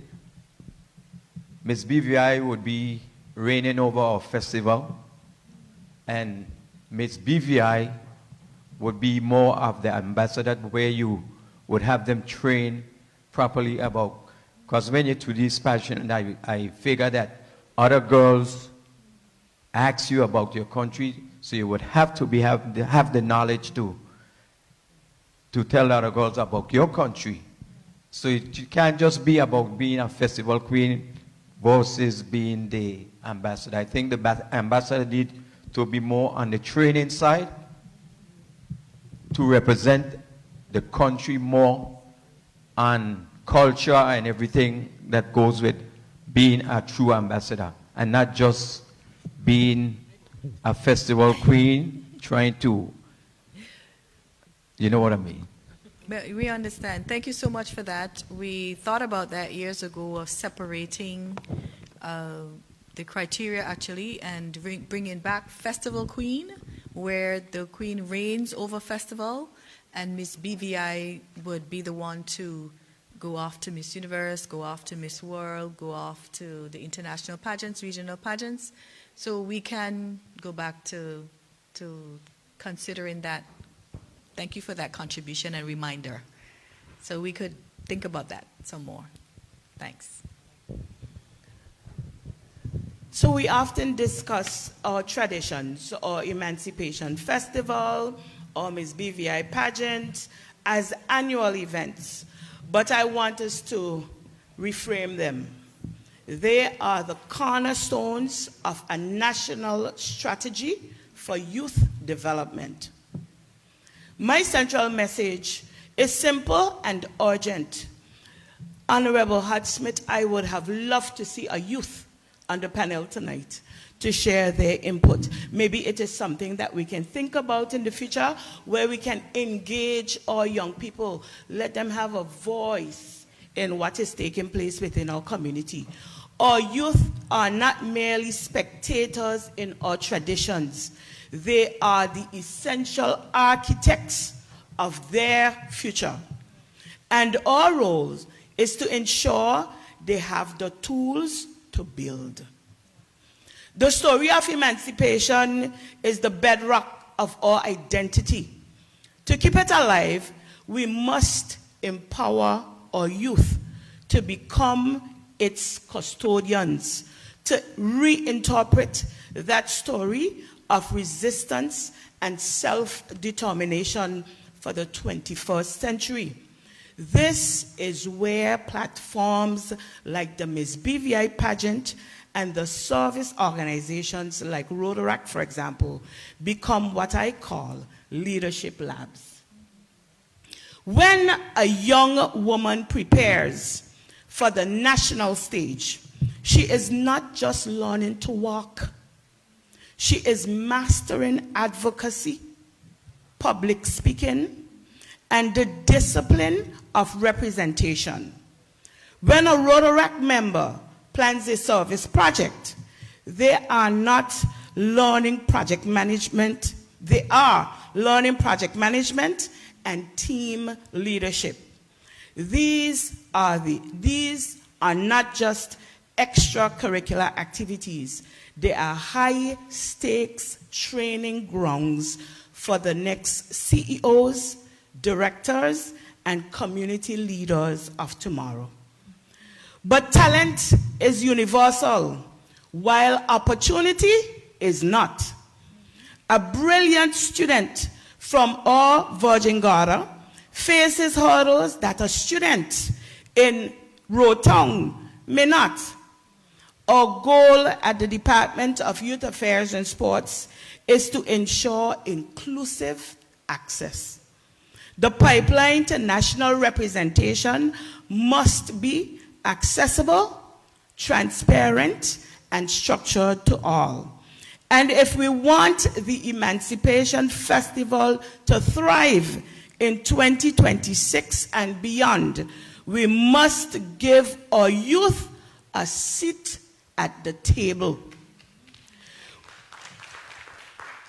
We need their ideas, their vision for a green festival, from global digital engagement for new events that speak to their generations. Finally, how do we ensure the baton isn't just passed, but that the runner stays in the race for the long term? We build a sustainable leadership pipeline. We do this through mentorship, and somebody mentioned that earlier, where former leaders intentionally guide the incoming cohort. We must tie the excitement of the festival to the responsibility of civic life. National pride shouldn't be a seasonal feeling. It must be the fuel that keeps our best and brightest engaged, contributing and building their lives right here in these Virgin Islands. The question before us is not if our youth will lead. The question is how well will we prepare them to lead? The future of our festival, our pageants, and our very identity is in their hands. Our collective duty is to give them the tools, the trust, and the platform to build it. What can we do? How can we get them engaged? Emancipation is a story of resistance and resilience.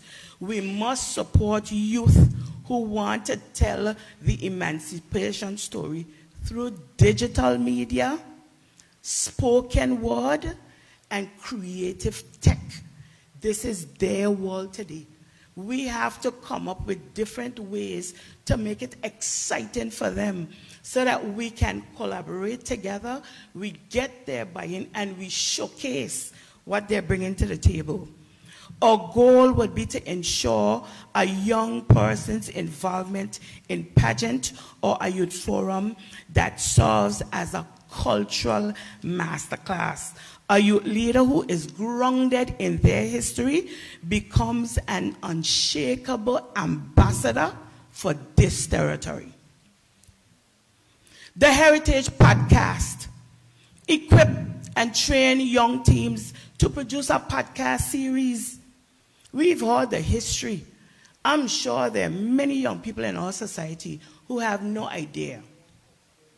But if we give them the opportunity to speak to these people who know our history, they may very well be able to create a podcast leading up to our festival activities.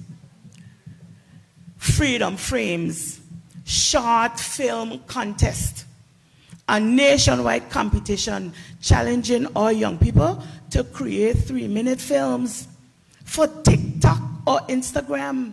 That's their platforms that interpret a story of resistance or celebrate a BVI cultural hero. Reimagining our story, spoken word slam, an annual high-energy poetry slam event where our youth can perform original pieces on themes of emancipation. Festival Next Gen Digital Squad, a formal youth committee responsible for festival's digital presence. We have too much young people in our society who are doing exceptional work digitally. Let us use them. Let us harness those skills that our young people have to make our festival bigger, brighter, and better. Thank you.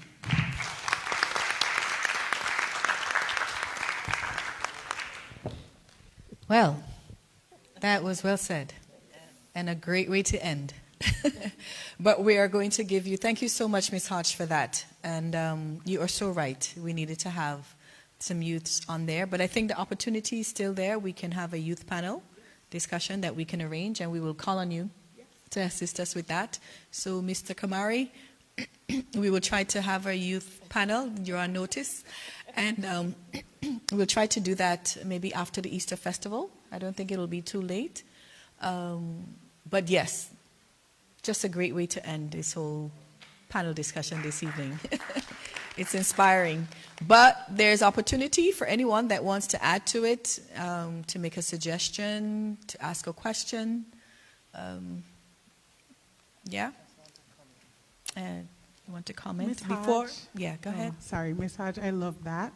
And I agree 100% because, as you said, there are a lot of influencers. And, for example, we did bring an influencer here last year to reign over our festivities as well. So we do have some young ones here, you know, give them a VIP pass, let them have a backstage opportunity so persons can see what it's like as well. But my question or suggestion is, I have spoken to a few young ladies that ran for shows and stuff like that.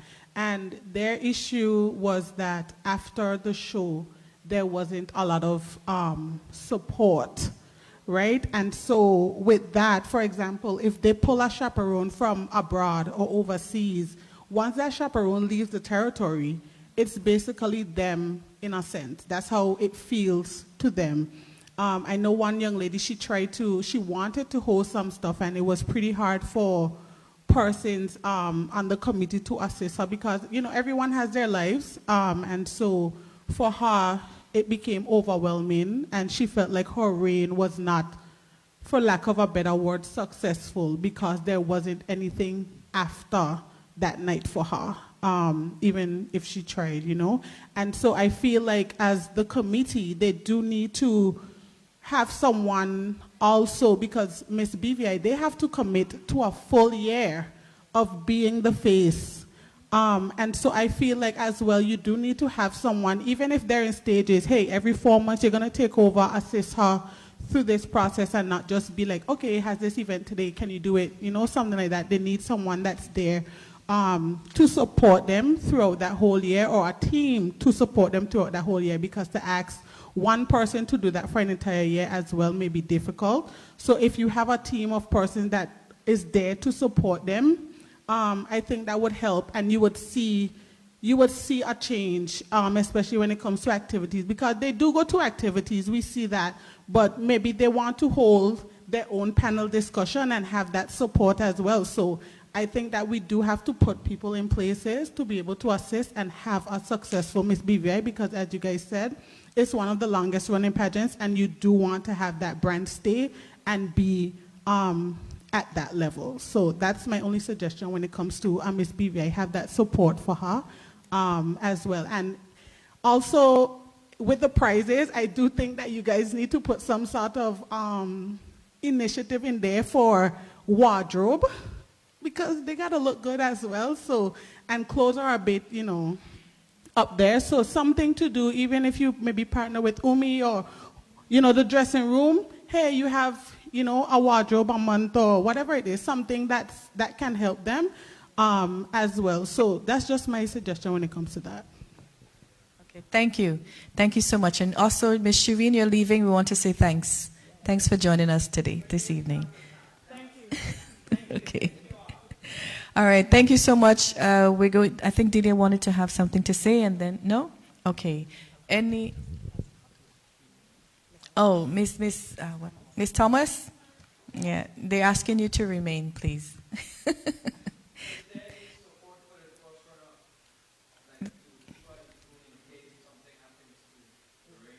Yes, we keep the first runner-up always in tune, and it is in the package that should the Ms. BVI not be able to fulfill her reign, the first runner-up steps up.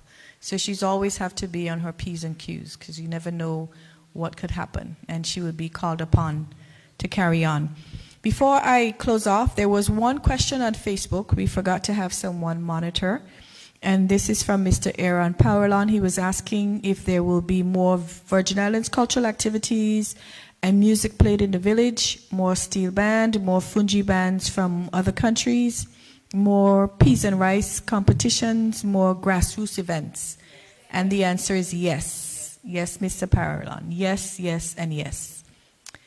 We give you an opportunity to ask your final questions or make your final comment.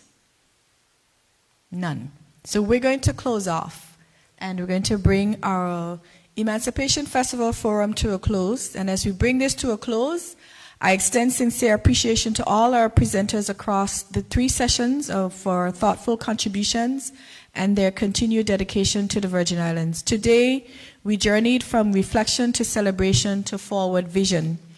We began by grounding ourselves in the historical significance of Emancipation Day and our Emancipation celebration, a solemn reminder of the strength, sacrifice, and unyielding spirit of our ancestors.